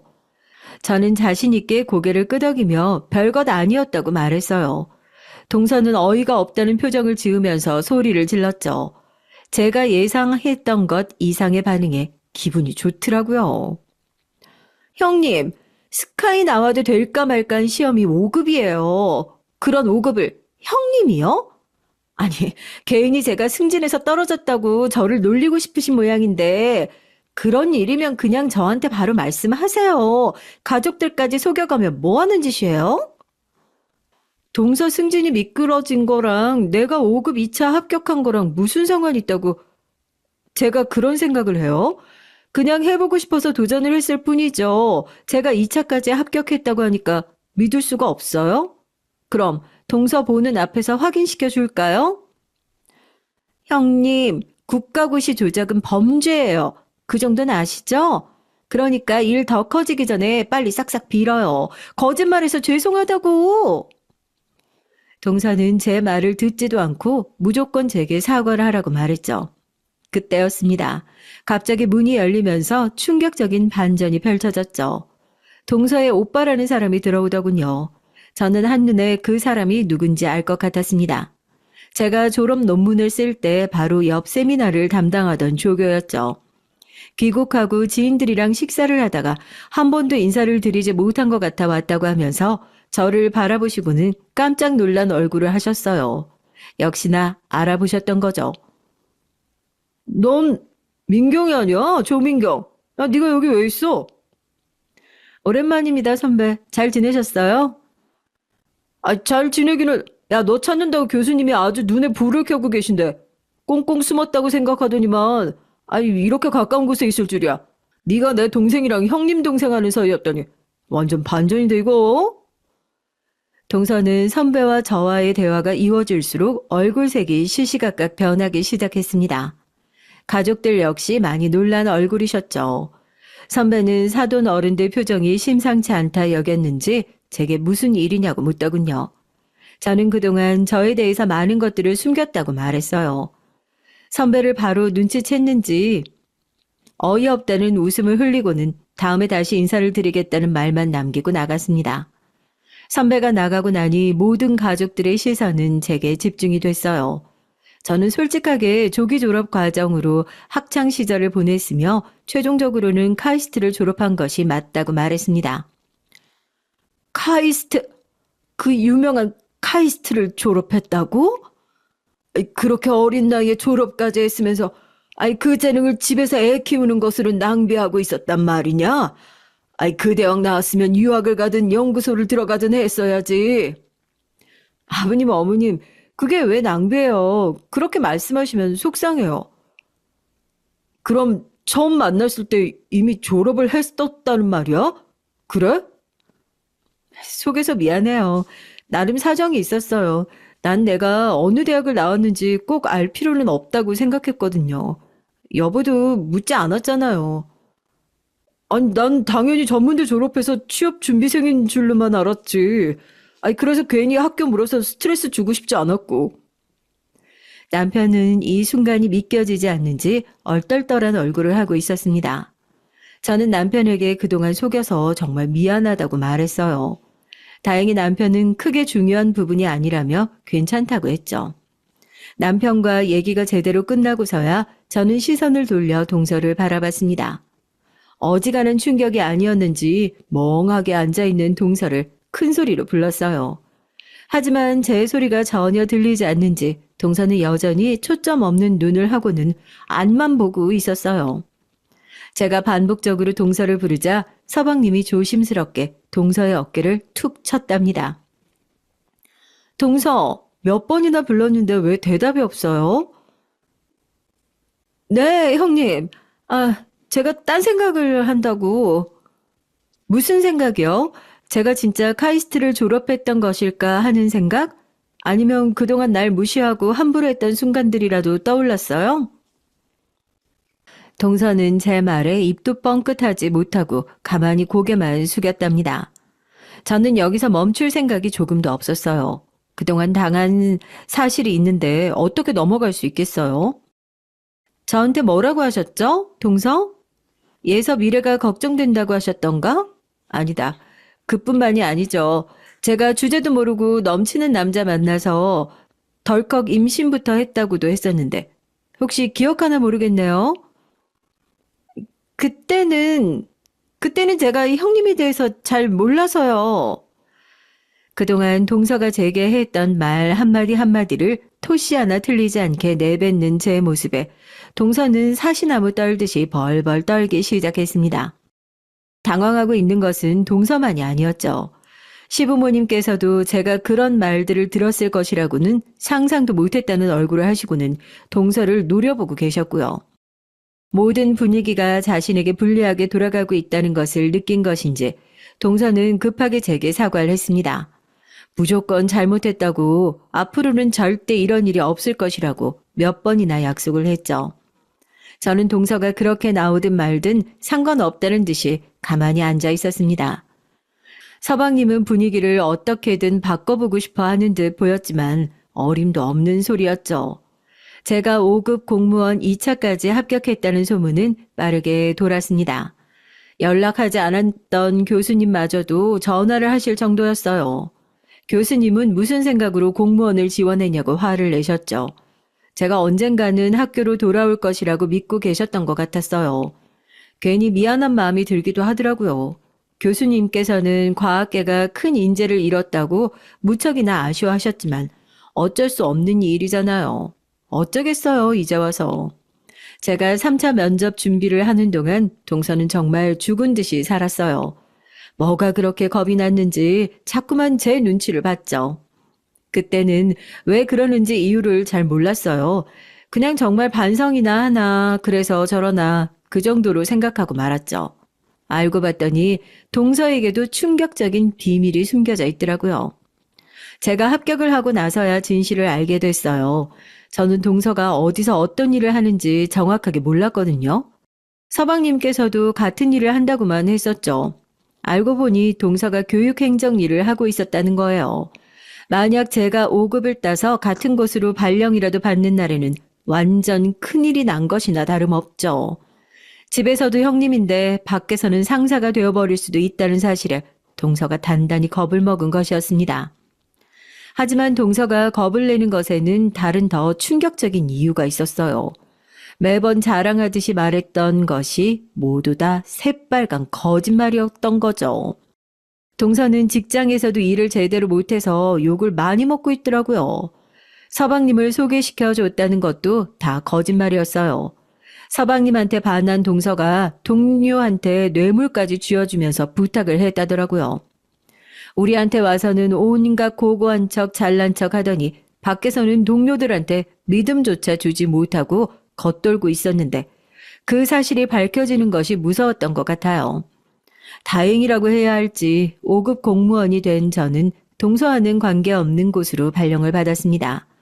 그럼에도 불구하고 동서의 거짓말을 모조리 알 수 있었던 것은 5급 준비를 하게 되면서 알게 된 사람이 동서가 있는 곳으로 발령을 받은 덕분이죠.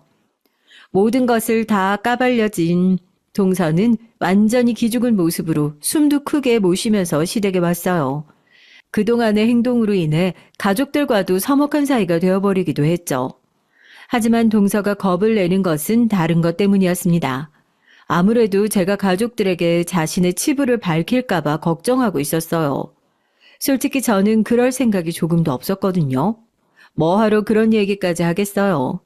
하지만 동서는 제 마음을 모르다 보니 전전긍긍하면서 지내고 있었습니다. 심술이라고 하실 수도 있겠지만 전 동서의 그런 모습을 너무 통쾌해서 한동안은 그 상태로 유지되도록 가만히 있었답니다.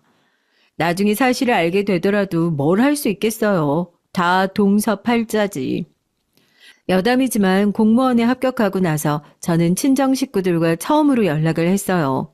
저는 몰랐는데 그동안 남편이 꾸준하게 예서 사진과 함께 저에 대한 얘기를 편지로 보낸 모양이더군요. 답장 한번 제대로 받아보지 않았던 편지를 말이죠. 그런데 어느 날 부모님께서 제게 예서를 데리고 와서 밥이라도 먹자고 하셨어요. 처음에는 내가 공무원 합격했다고 일어나 싶은 생각에 가고 싶지 않았죠. 하지만 연락 온 오빠의 충격적인 고백에 마음이 움직였습니다. 그렇게 반대했는데 너 앞에 나서는 게 쉽지 않았을 뿐이야. 그동안 계속 네 남편이랑 연락하셨고 너 공무원 준비한다는 말도 다 듣고 계셨어. 그 말을 나더러 믿으라고?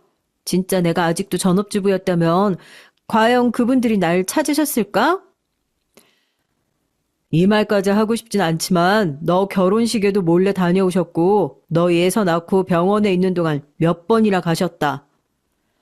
제 결혼식에 있었다는 말에 울컥 눈물이 올라왔어요. 남편 역시 친정 부모님들이 용기를 내지 못하셨을 뿐이라고 하면서 저를 다독였죠. 제게 식사를 하자고 하셨던 것도 다 남편 덕분이었고요. 저는 정말 오랜만에 친정 식구들과 함께 자리를 가졌습니다. 세월 앞에 장사 없다고 다들 많이 늙으셨더라고요. 저희 부부는 혼인신고 후 4년이 넘어서야 정식 결혼식도 하고 신혼여행도 다녀올 수 있었어요. 그 결실로 제 뱃속에는 새 생명도 있죠. 뒤늦은 허니문 베이비라고나 할까요? 직장을 다니면서 태교에 힘쓰는 중이랍니다. 모든 것이 제자리로 돌아온 지금이 제게는 너무나도 행복한 순간이네요.